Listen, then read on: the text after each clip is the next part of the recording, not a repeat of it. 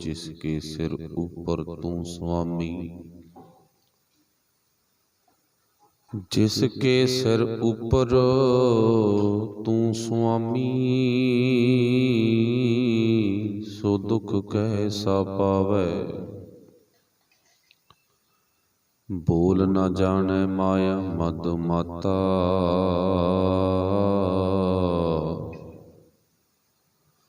मरना चीत न आवे।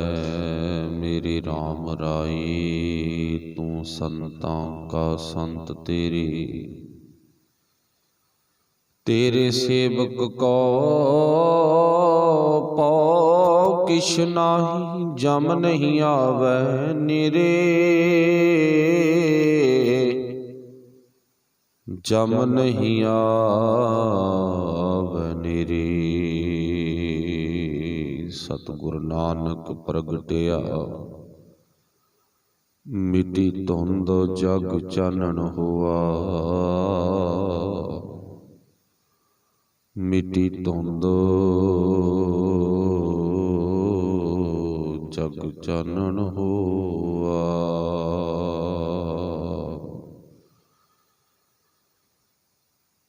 शब्द गुरु साहिब श्री गुरु ग्रंथ साहिब महाराज सच्चे पातशाह जी की पावन पवित्र हजूरी दे विच सुभाईमान गुरु प्यारिओ, आप बड़े तंता दे जोग हो। बड़े भाग ने सतगुरां दी बख्शिश कृपा हुई है। इकट्ठे बैठ के गुरु ज्ञान, गुर इतिहास, गुरबाणी विचार सुनने का समझण का सुभागा समा मिलिया। आओ पिछले दिनों तो जो आपां साहिब श्री गुरु नानक साहिब महाराज जी दे जीवन की कहानी सरवण करते आ रहे हाँ, उहदे विचों हीरे मोती माणक मोती चुगण का यतन करिए। ज्यों बुलावे त्यों बोला स्वामी, कुदरत कपन हमारी दे महावाक अनुसार बाणी दी विचार, गुरबाणी गुर इतिहास दी विचार। आओ आरंभ करिए। आरंभता तो पहला सब ने फतेह बुलाउणी। आखियो जी वाहिगुरू जी का खालसा, वाहिगुरू जी की फतेह। कल दी जिहड़ी विचार सी वो आपां इत्थों तक गुरदेव पातशाह दे जीवन विचों सांझी कीती सी। लड़ी थोड़ी जी जोड़ लईए कि धन गुरु नानक देव महाराज जी चारे प्रचारक दौरियां तो बाद करतारपुर साहिब दे विच टिक गए ते इत्थे ही अनेकां गुरु प्यारे आके मिले। भाई लहणा जी जो देवियां दा पुजारी सी, वो भी भाई जोध तो बाणी सुन चुकिया।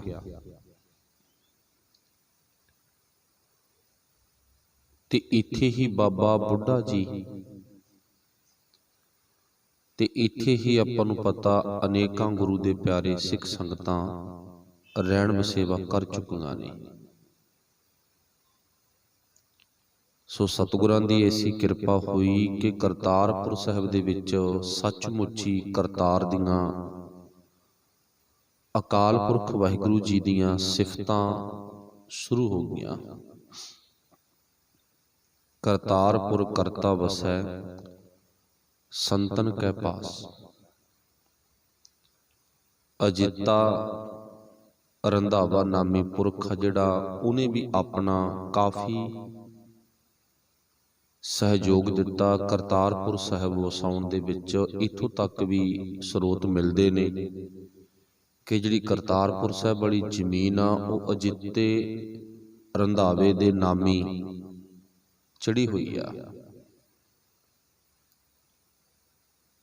ਤੇ ਇੱਕ ਗੁਰੂ ਨਾਨਕ ਪਾਤਸ਼ਾਹ ਦੇ ਘਰ ਦਾ ਮੁੱਢ ਤੋਂ, ਅੱਜ ਤੋਂ ਨਹੀਂ, ਮੁੱਢ ਤੋਂ ਇਹ ਸਿਧਾਂਤ ਆ, ਜਿੱਥੇ ਵੀ ਗੁਰੂ ਸਾਹਿਬ ਨੇ ਪਿੰਡ ਵਸਾਇਆ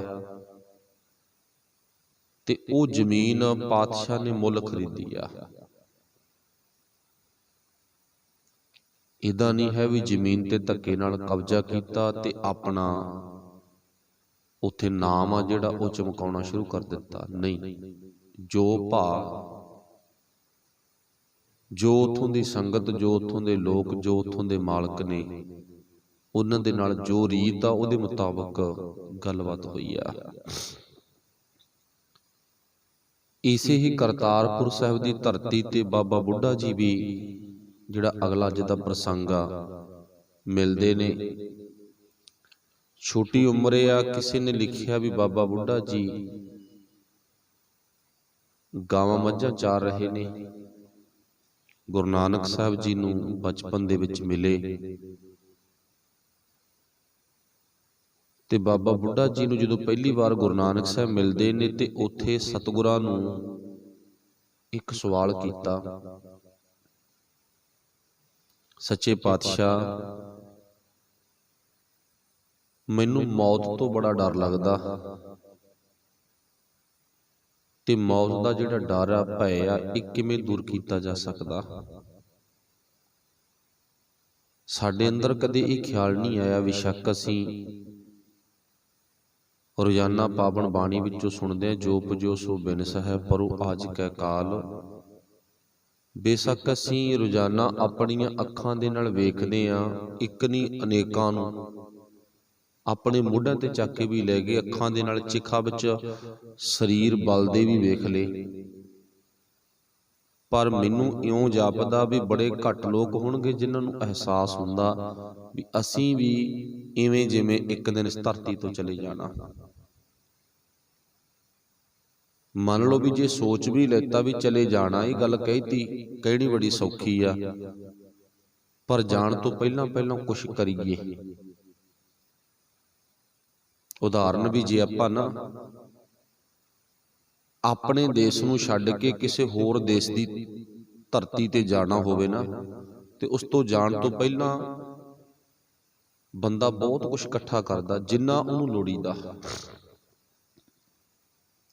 ਵੀ ਮੈਨੂੰ ਉੱਥੇ ਲੀੜਾ ਕੱਪੜਾ, ਖਾਣ ਪੀਣ, ਰਹਿائش ਜੋ ਹੈ ਸਭ ਪ੍ਰਬੰਧ ਕਰਦਾ। ਬਸ ਇੱਥੋਂ ਸਿੱਖ ਲੈਣਾ ਚਾਹੀਦਾ ਵੀ ਇੱਕ ਦਿਨ ਅਸੀਂ ਆਹ ਧਰਤੀ, ਆਹ ਦੇਸ਼, ਇਹ ਵੀ ਛੱਡ ਕੇ ਜਾਣਾ, ਤੇ ਇੱਥੇ ਜਾਣ ਤੋਂ ਪਹਿਲਾਂ ਕੁਛ ਕਰੀਏ,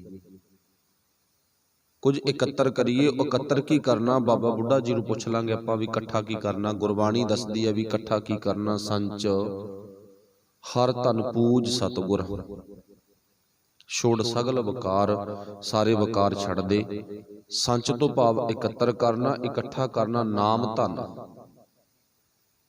ਦੁਨਿਆਵੀ ਤਲ ਤੇ ਆਪਾਂ ਧਨ ਦੌਲਤ ਇਕੱਠਾ ਕੀਤਾ, ਰਾਹ ਦਾ ਸਫ਼ਰ, ਰਾਹ ਦਾ ਖਰਚ, ਰਾਹ ਦੇ ਵਿੱਚ ਲੋੜ ਪੈਣ ਤੇ ਵਰਤਣ ਵਾਸਤੇ ਵਸਤੂਆਂ, ਪਰ ਇੱਥੇ ਵੀ ਕੁਝ ਇਕੱਤਰ ਕਰੀਏ। ਬਾਬਾ ਬੁੱਢਾ ਜੀ ਦਾ ਪਹਿਲਾ ਨਾਮ ਭਾਈ ਬੂੜਾ ਜੀ ਆ, ਤੇ ਗੁਰੂ ਨਾਨਕ ਸਾਹਿਬ ਨੇ ਸਹਿਜ ਸੁਭਾ ਪੁੱਛਿਆ, ਪੁੱਤਰ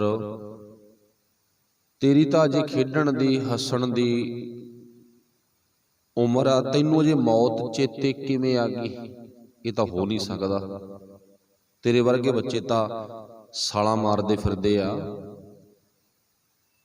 ਮੌਤ ਛੱਡ, ਉਹਨਾਂ ਨੂੰ ਤਾਂ ਆਪਣੇ ਮਾਤਾ ਪਿਤਾ ਵੀ ਨਹੀਂ ਚੇਤੇ ਰਹਿੰਦੇ ਜਿਨ੍ਹਾਂ ਨੇ ਜਨਮ ਦਿੱਤਾ। ਤੇ ਜਦੋਂ ਪੁੱਛਣਾ ਕੀਤਾ ਤੇ ਬਾਬਾ ਬੁੱਢਾ ਜੀ ਨੇ ਉੱਥੇ ਦੱਸਿਆ, ਕਹਿੰਦਾ ਵੀ ਇੱਕ ਦਿਨ ਨਾ ਮੈਂ ਆਪਣੇ ਘਰ ਦੇ ਵਿੱਚੋਂ ਮੱਝਾਂ ਗਾਵਾਂ ਲੈ ਕੇ ਚੱਲਣਾ ਚਾਰਨ ਵਾਸਤੇ, ਤੇ ਮੇਰੀ ਮਾਂ ਆਈ ਤੇ ਮੈਨੂੰ ਕਹਿੰਦੀ, ਪੁੱਤ ਤੂੰ ਇਉਂ ਕਰ, ਫਟਾਫਟ ਚੁੱਲ੍ਹੇ ਅੱਗ ਬਾਲ ਤੇ ਮੈਂ ਆਹ ਕੰਮ ਕਰਕੇ ਆ ਕੇ ਤੇਰੀਆਂ 2 ਰੋਟੀਆਂ 2 ਪ੍ਰਸ਼ਾਦੇ ਲਾ ਦੇਵਾਂਗੀ ਤੇ ਤੂੰ ਫਿਰ ਵਗ ਜੀ। ਆਪਣੇ ਘਰਾਂ ਦੇ ਬੇਸ਼ੱਕ ਅੱਜ ਇਹ ਰੀਤ ਚੱਲੇਗੀ ਨਹੀਂ, ਕੁਝ ਟਾਈਮ ਪਹਿਲਾਂ ਸੀ ਵੀ ਘਰ ਦੇ ਵਿੱਚੋਂ ਭੋਜਨ ਪਾਣੀ ਦਾ ਸਮਾਨ ਜਾਂ ਰੋਟੀ ਪਾਣੀ ਬੰਨ੍ਹ ਕੇ ਬੰਦੇ ਨੇ ਖੇਤ ਲਿਜਾਣੀ।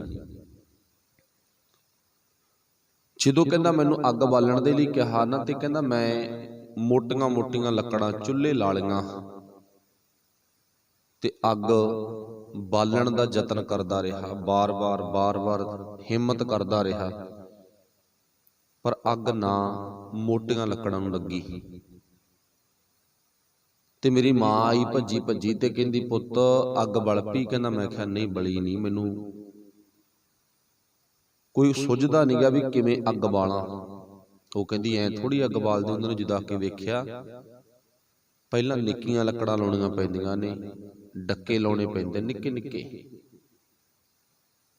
ਕਹਿੰਦਾ ਮੇਰੀ ਮਾਂ ਨੇ ਨਿੱਕੇ ਨਿੱਕੇ ਡੱਕੇ ਤੋੜ ਮਰੋੜ ਕੇ ਚੁੱਲ੍ਹੇ 'ਚ ਲਾਤੇ, ਤੇ ਜਦੋਂ ਅੱਗ ਲਾਈ, ਨਿੱਕੇ ਨਿੱਕੇ ਲੱਕੜਾਂ, ਨਿੱਕੇ ਨਿੱਕੇ ਡੱਕੇ, ਉਹ ਮੋਟੀਆਂ ਲੱਕੜਾਂ ਨੂੰ ਅੱਗ ਪੈਣ ਤੋਂ ਪਹਿਲਾਂ ਪਹਿਲਾਂ ਮੱਚ ਗਏ। ਤੇ ਮੈਂ ਉੱਥੋਂ ਸਿੱਖਿਆ ਲੈ ਲਈ। ਕੀ ਸਿੱਖਿਆ ਲੈ ਲਈ? ਤੂੰ ਵੀ ਡੱਕਿਆਂ ਵਰਗਾ ਹੀ ਆ। ਬਾਬਾ ਬੁੱਢਾ ਜੀ ਕਹਿੰਦੇ ਮੈਂ ਵੀ ਆਪਣੇ ਵੱਲ ਇੱਕ ਅਹਿਸਾਸ ਕੀਤਾ, ਥੋੜਾ ਜਿਹਾ ਧਿਆਨ ਦਿੱਤਾ ਵੀ ਤੂੰ ਵੀ ਡੱਕਿਆਂ ਵਰਗਾ ਹੀ ਆ, ਨਿਕੜਾ ਜਾ। ਮੋਟੀਆਂ ਲੱਕੜਾਂ, ਬਜ਼ੁਰਗ ਬੁੱਢੇ, ਮੋਟੀਆਂ ਲੱਕੜਾਂ ਬਜ਼ੁਰਗ ਬੁੱਢਿਆਂ ਨੂੰ ਅੱਗ ਪੈਣ ਤੋਂ ਪਹਿਲਾਂ ਹੋ ਸਕਦਾ ਤੈਨੂੰ ਅੱਗ ਨਾ ਪੈ ਜੇ। ਕਿਹੜੀ ਅੱਗ? ਮੌਤ ਰੂਪੀ ਅੱਗ। ਮੋਟੀਆਂ ਲੱਕੜਾਂ ਨੂੰ ਅੱਗ ਪੈਣ ਤੋਂ ਪਹਿਲਾਂ ਤੂੰ ਬੁੱਢਿਆ ਨਿੱਕਾ ਜਿਹਾ ਬੱਚਾਂਗਾ, ਭਾਵੇਂ ਨਿੱਕੜਾ ਜਿਹਾ ਬਾਲ ਆਂਗਾ, ਤੈਨੂੰ ਕਿਤੇ ਪਹਿਲਾਂ ਅੱਗ ਨਾ ਪੈ ਜਾਵੇ, ਭਾਵ ਮੌਤ ਕਿਤੇ ਪਹਿਲਾਂ ਨਾ ਜਾਵੇ। ਇੱਕ ਦਿਨ ਮੈਂ ਆਪਣੇ ਖੇਤ ਵਿੱਚ ਦੇਖਿਆ, ਹਨੇਰੀ ਆਈ ਆ, ਫਸਲਾਂ ਕੱਚੀਆਂ ਨੇ, ਸਭ ਤਬਾਹ ਹੋ ਗਈਆਂ। ਹਜੇ ਫਸਲ ਪੱਕੀ ਨਹੀਂ। ਬਸ ਉੱਥੋਂ ਵੀ ਸਿੱਖਿਆ ਮਿਲ ਗਈ ਵੀ ਕਿਤੇ ਤੈਨੂੰ ਕੱਚੀ ਫਸਲ ਨੂੰ ਮੌਤ ਨਾ ਆ ਜਾਏ। ਉਸ ਦਿਨ ਤੋਂ ਮੈਨੂੰ ਫਿਕਰ ਪੈ ਗਈ ਇਸ ਗੱਲ ਦੀ ਵੀ ਕੋਈ ਪ੍ਰਬੰਧ ਕੀਤਾ ਜਾਵੇ, ਕੋਈ ਹਿੰਮਤ ਕੀਤੀ ਜਾਵੇ। ਸੱਚ ਜਾਣਿਓ, ਗੁਰੂ ਨਾਨਕ ਸਾਹਿਬ ਦਾ ਪੱਲਾ ਫੜ ਕੇ ਭਾਈ ਬੁੱਢਾ ਜੀ, ਬੂੜੇ ਤੋਂ ਬਾਬਾ ਬੁੱਢਾ ਜੀ ਬਣੇ। ਗੁਰੂ ਨਾਨਕ ਸਾਹਿਬ ਨੇ ਪਿਆਰ ਦੇ ਨਾਲ ਆਪਣੀ ਛਾਤੀ ਨਾਲ ਲਾਇਆ ਤੇ ਬਖਸ਼ਿਸ਼ ਕੀਤੀ, ਤੂੰ ਬੂੜਾ ਨਹੀਂ, ਤੂੰ ਤਾਂ ਬੁੱਢਾਂਗਾ, ਤੂੰ ਬੱਚਾ ਨਹੀਂ, ਤੂੰ ਤਾਂ ਬਜ਼ੁਰਗਾਂ ਵਾਲੀਆਂ ਗੱਲਾਂ ਕਰਦਾਂਗਾ, ਤੂੰ ਤਾਂ ਬਾਬਾਂਗਾ। ਤੇ ਬਾਬੇ ਦਾ ਅਰਥ ਕੀ ਹੁੰਦਾ? ਸਿਆਣਾ। ਬਾਬੇ ਦਾ ਅਰਥ ਕੀ ਹੁੰਦਾ? ਬਜ਼ੁਰਗ ਅਵਸਥਾ ਦੇ ਵਿੱਚ ਚੰਗੇ ਕੰਮ ਕਰਨ ਵਾਲਾ। ਹੁਣ ਗੁਰੂ ਕਿਰਪਾ ਕਰੇ, ਸਤਿਗੁਰੂ ਪਾਤਸ਼ਾਹ ਜੀ ਨੂੰ ਇੱਥੇ ਫਿਰ ਬਾਬਾ ਬੁੱਢਾ ਜੀ ਵੀ ਮਿਲੇ, ਜਿਨ੍ਹਾਂ ਨੂੰ ਮੰਨਿਆ ਜਾਂਦਾ ਵੀ ਉਸ ਟਾਈਮ ਤੇ ਬਾਬਾ ਬੁੱਢਾ ਜੀ ਦੀ ਉਮਰ 12 ਸਾਲ ਦੀ ਸੀ ਜਦੋਂ ਗੁਰੂ ਨਾਨਕ ਸਾਹਿਬ ਨੂੰ ਮਿਲੇ ਨੇ। ਤੇ ਫਿਰ ਗੁਰੂ ਨਾਨਕ ਸਾਹਿਬ ਨੇ ਅਜਿਹੀ ਬਖਸ਼ਿਸ਼ ਕੀਤੀ, ਸਰੀਰਕ ਉਮਰ ਵੀ ਬਹੁਤ ਆ, ਤੇ ਜਿਹੜੀ ਅਧਿਆਤਮਕ ਤਲ ਤੇ ਗੁਰੂ ਪਾਤਸ਼ਾਹ ਨੇ ਉਮਰ ਦਿੱਤੀ ਹੈ ਨਾ, ਚੰਗੇ ਕੰਮਾਂ ਦੀ, ਚੰਗੇ ਸੰਸਕਾਰਾਂ ਦੀ, ਤੇ ਉਹ ਉਮਰ ਵੀ ਬਾਬਾ ਬੁੱਢਾ ਜੀ ਦੀ ਬਹੁਤ ਆ। ਉਹ ਅੱਜ ਤੱਕ ਸਾਡੇ ਵਿੱਚੋਂ ਖਤਮ ਨਹੀਂ ਹੋਏਗੀ। 12 ਸਾਲ ਦੀ ਉਮਰ ਵਿੱਚ ਆ ਕੇ ਗੁਰੂ ਨਾਨਕ ਸਾਹਿਬ ਨੂੰ ਮਿਲੇ, ਤੇ ਟੋਟਲ ਬਾਬਾ ਬੁੱਢਾ ਜੀ ਦੀ ਉਮਰ 125 ਸਾਲ ਦੀ ਆ। ਤੇ 125 ਦੇ ਵਿੱਚੋਂ 12 ਸਾਲ ਹੀ ਉਹ ਨੇ ਜਿਹੜੇ ਬਾਬਾ ਬੁੱਢਾ ਜੀ ਨੇ ਆਪਣੀ ਛੋਟੀ ਉਮਰ ਦੇ ਵਿੱਚ ਅਜਾਈਂ ਗਵਾ ਦਿੱਤੇ। ਹਾਸੇ ਠੱਠੇ 'ਚ ਕਹਿ ਲੋ, ਖੇਡਣ 'ਚ ਕਹਿ ਲੋ, ਆਪਣੇ ਘਰ ਦੇ ਕੰਮ ਧੰਦਿਆਂ 'ਚ ਕਹਿ ਲੋ। ਤੇ 113 ਸਾਲ ਗੁਰੂ ਨਾਨਕ ਦੇ ਦਰ ਦਾ ਸੇਵਕ, ਸੇਵਾਦਾਰ ਕਹਿ ਲੋ, ਸ਼ਰਧਾਲੂ ਕਹਿ ਲੋ, ਬਣ ਕੇ ਆਪਣੀ ਜ਼ਿੰਦਗੀ ਬਤੀਤ ਕੀਤੀ ਆ। ਇੱਕ ਦਿਨ ਉਹ ਨਹੀਂ ਆਇਆ ਵੀ ਜਿਸ ਦਿਨ ਗੁਰੂ ਨਾਨਕ ਸਾਹਿਬ ਜੀ ਨਾਲੋਂ ਬਾਬਾ ਬੁੱਢਾ ਜੀ ਨੇ ਆਪਣਾ ਮੂੰਹ ਮੋਟਾ ਕਰ ਲਿਆ ਹੋਵੇ। ਫਿਰ ਇਹ ਉਹੀ ਬਾਬਾ ਬੁੱਢਾ ਜੀ ਜਿਨ੍ਹਾਂ ਨੇ ਸਤਿਗੁਰੂ ਸਾਹਿਬਾਨਾਂ ਨੂੰ ਆਪਣੀਆਂ ਅੱਖਾਂ ਦੇ ਨਾਲ ਤੱਕਿਆ। ਧੰਨ ਗੁਰੂ ਹਰਗੋਬਿੰਦ ਸਾਹਿਬ ਮਹਾਰਾਜ ਜੀ ਤੱਕ ਇਸ ਬਾਬਾ ਬੁੱਢਾ ਜੀ ਦਾ ਸਰੀਰਕ ਅੰਤ ਹੁੰਦਾਗਾ। ਤੇ 9ਵੇਂ ਪਾਤਸ਼ਾਹ ਧੰਨ ਗੁਰੂ ਤੇਗ ਬਹਾਦਰ ਮਹਾਰਾਜ ਨੂੰ ਤਾਂ ਬਾਬਾ ਬੁੱਢਾ ਜੀ ਨੇ ਆਪਣੇ ਹੱਥਾਂ ਦੇ ਨਾਲ ਨਾ ਲੋਰੀਆਂ ਵੀ ਦਿੱਤੀਆਂ ਨੇ, ਖਿਡਾਇਆ ਵੀ ਆ। ਕਿੱਡੇ ਵੱਡੇ ਭਾਗ ਨੇ, ਇਹ ਗੁਰੂ ਨਾਨਕ ਦੇ ਘਰ ਦੀ ਬਖਸ਼ਿਸ਼ ਆ। ਤੇ ਸਤਿਗੁਰੂ ਗੁਰੂ ਨਾਨਕ ਸਾਹਿਬ ਜੀ ਕਰਤਾਰਪੁਰ ਸਾਹਿਬ ਦੇ ਵਿੱਚ ਹੁਣ ਰਹਿ ਕੇ ਮੰਜੀ ਬੈਠ ਕੀਆ ਉਤਾਰਾ ਇੱਥੇ ਰਹਿ ਰਹੇ ਨੇ। ਤੇ ਸੰਗਤਾਂ ਦੂਰੋਂ ਨੇੜੋਂ ਆ ਰਹੀਆਂ ਨੇ। ਜਿੰਨੀਆਂ ਸੰਗਤਾਂ ਆਉਂਦੀਆਂ ਨੇ ਸਭ ਕਿਰਤੀ ਜੀਵਨ ਬਣਾ ਕੇ, ਸੱਚੀ ਤੇ ਸੁੱਚੀ ਸ਼ਰਧਾ ਵਾਲਾ ਗਿਆਨ ਪ੍ਰਾਪਤ ਕਰਕੇ ਜੀਵਨ ਬਣਾ ਕੇ ਬਹੁਤੇ ਮੁੜ ਜਾਂਦੇ ਨੇ, ਤੇ ਬਹੁਤੇ ਇੱਥੇ ਆਪਣਾ ਰਹਿਣ ਵਸੇਵਾ ਕਰ ਲੈਂਦੇ ਨੇ। ਹੁਣ ਸਤਿਗੁਰੂ ਗੁਰੂ ਨਾਨਕ ਸਾਹਿਬ ਜੀ ਨੂੰ ਮਿਲਣ ਦੇ ਵੇਲੇ ਭਾਵ ਭਾਈ ਲਹਿਣਾ ਜੀ ਨੇ ਭਾਈ ਜੋਧ ਤੋਂ, ਭਾਈ ਜੋਧ ਵੀ ਗੁਰੂ ਨਾਨਕ ਸਾਹਿਬ ਦਾ ਸਿੱਖ ਬਣ ਚੁੱਕਿਆ ਉਸ ਟਾਈਮ ਤੇ ਨਾ। ਭਾਈ ਜੋਧ ਇਹ ਵੀ ਗੁਰੂ ਨਾਨਕ ਸਾਹਿਬ ਦਾ ਸਿੱਖ ਬਣ ਚੁੱਕਿਆ ਹੈਗਾ। ਭਾਈ ਭਗੀਰਥ ਵਰਗੇ, ਮਨਸੁਖ ਵਰਗੇ ਪਹਿਲਾਂ ਤੋਂ ਸਿੱਖ ਬਣ ਚੁੱਕੇ ਨੇ। ਉਹਦਾ ਹੁਣ ਇੱਥੇ ਗੁਰੂ ਨਾਨਕ ਸਾਹਿਬ ਦਾ ਸੱਚਾ ਤੇ ਸੁੱਚਾ ਸ਼ਰਧਾਲੂ ਇੱਕ, ਜਿਹਨੂੰ ਇਤਿਹਾਸ ਨੇ ਬੜਾ ਪਿਆਰ ਬਖਸ਼ਿਸ਼ ਕੀਤਾ, ਜਿਹਦਾ ਨਾਂ ਸੀ ਭਾਈ ਸਿੰਘਾਂ, ਜਿਹਨੂੰ ਸਿੰਘਾਂ ਉੱਪਲ ਵੀ ਕਿਹਾ ਜਾਂਦਾ ਹੈਗਾ। ਹੁਣ ਗੁਰੂ ਪਾਤਸ਼ਾਹ ਦੀ ਐਸੀ ਕਿਰਪਾ ਹੋਈ, ਇਹਦੇ ਅੰਦਰ ਵੀ ਗੁਰੂ ਦਾ ਗਿਆਨ ਤੇ ਗੁਰੂ ਦੇ ਪ੍ਰਥਾਈ ਸ਼ਰਧਾ। ਇਹ ਗੱਲ ਮੈਂ ਇੱਥੇ ਬੜੀ ਬਾਰੀ ਜ਼ਿਕਰ ਵੀ ਕੀਤਾਗਾ, ਦੁਬਾਰਾ ਫਿਰ ਰਿਪੀਟ ਕਰਨ ਲੱਗੇ ਆ ਵੀ ਸਾਡੇ ਜੀਵਨ ਦੇ ਵਿੱਚ ਕੱਲੀ ਸ਼ਰਧਾ ਵੀ ਕਿਸੇ ਕੰਮ ਦੀ ਨਹੀਂ। ਜੇ ਆਪਾਂ ਕਹੀਏ ਨਾ ਵੀ ਕੱਲੀ ਸਾਨੂੰ ਸ਼ਰਧਾ ਦਾ ਵੀ ਕੋਈ ਬਹੁਤਾ ਵੱਡਾ ਰੋਲ ਨਹੀਂ ਹੈ। ਨੰਬਰ 2, ਸ਼ਰਧਾ ਨਾ ਹੋਵੇ ਫਿਰ ਆਪਾਂ ਕੱਲੇ ਗਿਆਨ ਨੂੰ ਆਪਣੇ ਸਿਰ ਤੇ ਚੱਕ ਲਈਏ ਤੇ ਕੱਲਾ ਗਿਆਨ ਵੀ ਕੁਝ ਨਹੀਂ ਕਰਦਾ। ਭਾਵ ਦੋਨੇ ਚੀਜ਼ਾਂ ਦੀ ਜਿਹੜੀ ਬਖਸ਼ਿਸ਼ ਆ ਉਹ ਸਾਡੇ ਜੀਵਨ ਵਿੱਚ ਹੋਣੀ ਚਾਹੀਦੀ ਆ। ਸੱਚਾ ਗਿਆਨ ਤੇ ਸੱਚੇ ਗਿਆਨ ਤੇ ਸ਼ਰਧਾ, ਗੁਰੂ ਦੇ ਵਚਨਾਂ ਤੇ ਸ਼ਰਧਾ, ਵੀ ਜੋ ਗੁਰੂ ਕਹਿੰਦਾ ਉਹ ਸੱਚਾ, ਬਾਕੀ ਝੂਠਾ। ਮਤਲਬ ਸਮਝ ਗਏ ਨਾ, ਕੱਲੀ ਸ਼ਰਧਾ ਮੱਥਾ ਟੇਕਣ ਤੱਕ ਸੀਮਤ ਨਹੀਂ ਰਹਿਣਾ, ਵੀ ਜ਼ਿੰਦਗੀ 'ਚ ਬਦਲਾਅ ਹੀ ਨਹੀਂ ਆਇਆ। ਜੋ ਕੁਝ ਪਹਿਲਾਂ ਕਰਦੇ ਸੀ ਉਹੀ ਅੱਜ ਕਰੀ ਜਾਂਦੇ ਆ, ਜੋ ਅੰਮ੍ਰਿਤ ਛਕਣ ਤੋਂ ਪਹਿਲਾਂ ਕਰਦੇ ਸੀ ਉਹੀ ਬਾਅਦ 'ਚ ਕਰੀ ਜਾਂਦੇ ਆ, ਜੋ ਕੁਝ ਗੁਰੂ ਕੋਲੇ ਆਉਣ ਵੇਲੇ ਕਰਦੇ ਸੀ ਉਹੀ ਗੁਰੂ ਕੋਲੇ ਆਉਣ ਲੱਗਿਆਂ ਕਰੀ ਜਾਂਦੇ ਆ। ਫਿਰ ਇਹ ਸ਼ਰਧਾ ਕਿਸੇ ਕੰਮ ਦੀ ਨਹੀਂ ਹੈ। ਤੇ ਉਦਾਂ ਕਹੀ ਜਾਏਗੀ ਜੀ ਸਾਨੂੰ ਸਰਦਾ। ਇਹ ਸ਼ਰਧਾ ਨੂੰ ਤਾਂ ਗੁਰਬਾਣੀ ਵਿੱਚ ਸਵਾਹ ਲਿਖਿਆ ਵੀ ਤਾਂ ਸਵਾਹ 'ਚ ਮੱਥਾ ਮਾਰਦਾ ਤੂੰ, ਜਿਵੇਂ ਗਧਾ ਨਹੀਂ ਸਵਾਹ 'ਚ ਲਿਟਦਾ ਹੁੰਦਾ। ਤੇ ਹੁਣ ਚਲੋ ਉਹਦੀ ਤਾਂ ਕਿਰਿਆ ਵਿਚਾਰੇ ਦੀ, ਉਹਨੂੰ ਮੁੜਕਾ ਆ ਜਾਂਦਾ ਕੰਮ ਕਰਦੇ ਨੂੰ। ਕੀਟਾਣੂ ਆ, ਜੀਵਾਣੂ ਆ ਨਾ, ਉਹ ਲੜਦੇ ਨੇ, ਦੰਦੀਆਂ ਵੜਦੇ ਆ, ਖੁਰਕ ਲੜਦੀ ਆ, ਫਿਰ ਉਹ ਤੱਤੀ ਭੁੱਬਲ 'ਚ ਲਿਟਦਾ। ਉਹਨੂੰ ਤਾਂ ਉੱਥੇ ਲਿਟਣ ਦੇ ਨਾਲ ਕੁਝ ਨਾ ਕੁਝ ਸਰੀਰਕ ਤਲ ਤੇ ਸ਼ਾਂਤੀ ਆਉਂਦੀ ਆ। ਤੇ ਆਪਣਾ ਗੁਰਦੇਵ ਪਾਤਸ਼ਾਹ ਜੀ ਕਹਿੰਦੇ ਬਿਨਾਂ ਗੱਲ ਤੋਂ ਮਾਨਾ ਜਿਹੜਾ ਉਹ ਗਧਾ ਬਣਿਆ ਪਿਆ ਹੈਗਾ, ਬਿਨਾਂ ਗੱਲ ਤੋਂ ਇਹ ਢੀਠ ਹੋਇਆ ਪਿਆ ਹੈਗਾ। ਹੁਣ ਆਪਾਂ ਗੱਲ ਹੀ ਨੋਟ ਕਰ ਲੈਣੀ ਹੈ ਵੀ ਗਿਆਨ ਸੱਚਾ ਜਿਹੜਾ ਗੁਰੂ ਦਾ, ਤੇ ਗੁਰੂ ਦਾ ਗਿਆਨ ਗੁਰਬਾਣੀ ਵਿੱਚ, ਗੁਰਬਾਣੀ ਸਮਝਣ ਦੇ ਨਾਲ ਤੇ ਗੁਰਬਾਣੀ ਤੇ ਸੱਚੀ ਸ਼ਰਧਾ ਹੋਣੀ ਚਾਹੀਦੀ ਆ। ਇਹ ਨਾ ਹੋਵੇ ਵੀ ਕੱਲਾ ਅਸੀਂ ਭਾਈ ਹੋਰ ਫੋਕਟ ਕੰਮਾਂ ਦੇ ਵਿੱਚ ਹੀ ਆਪਣੀ ਸ਼ਰਧਾ ਕਰਕੇ ਜ਼ਿੰਦਗੀ ਨੂੰ ਅਜਾਈਂ ਗਵਾ ਲਈਏ।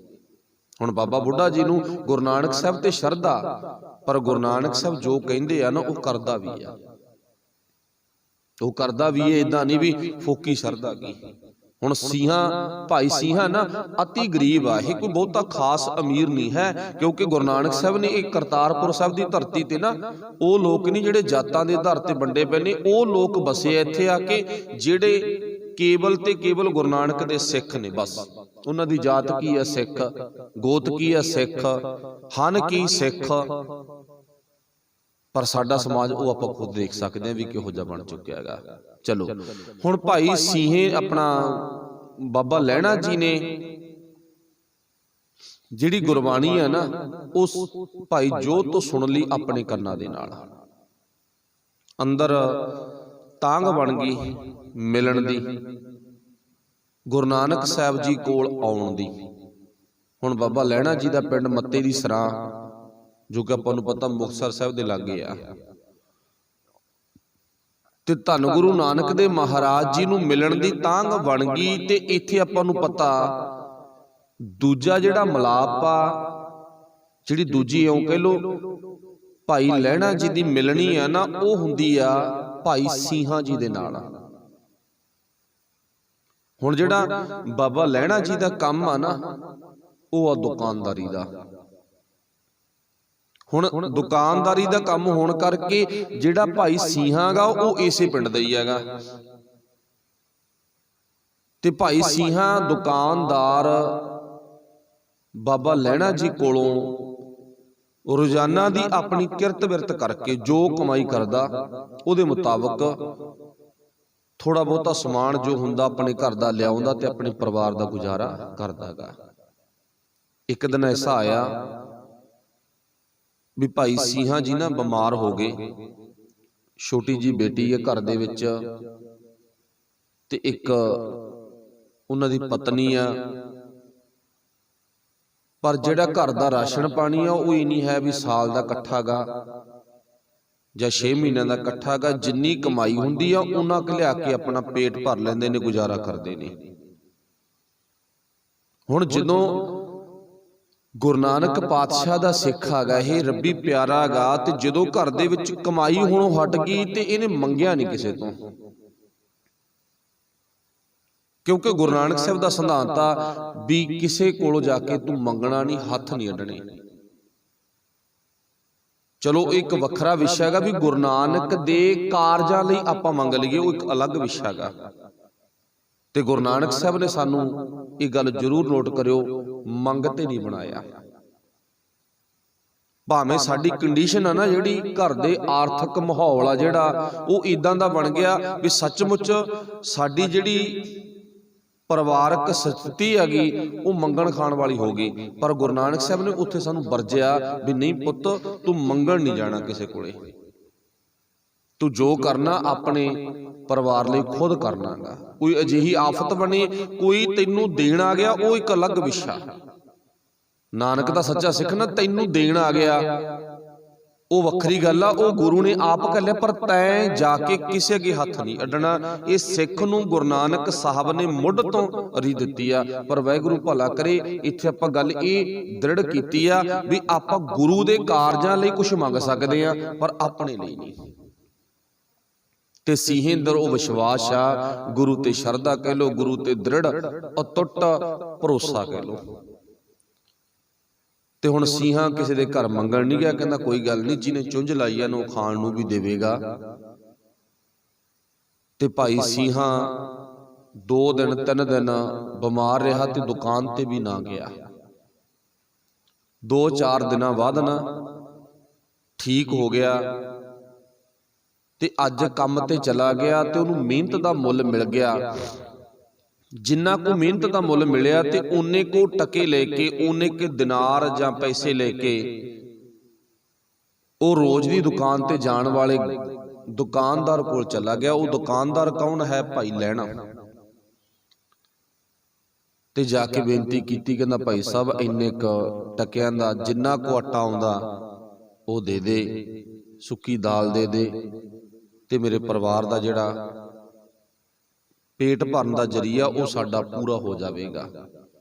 ਹੁਣ ਦੁਕਾਨਦਾਰ ਹੱਸ ਪਿਆ ਵੀ ਅੱਜ ਨੰਬਰ 1 ਤੇ ਤੂੰ ਕਈ ਦਿਨਾਂ ਬਾਅਦ ਆਇਆ, ਤੂੰ ਰੋਜ਼ ਨਹੀਂ ਆਉਂਦਾ ਵਿੱਚ ਦੀ ਹਟ ਗਿਆ, ਕਿਤੇ ਹੋਰ ਜਾਣ ਲੱਗ ਗਿਆ ਸੀ? ਕਹਿੰਦਾ ਨਹੀਂ, ਬਿਮਾਰ ਹੋ ਗਿਆ ਸੀ।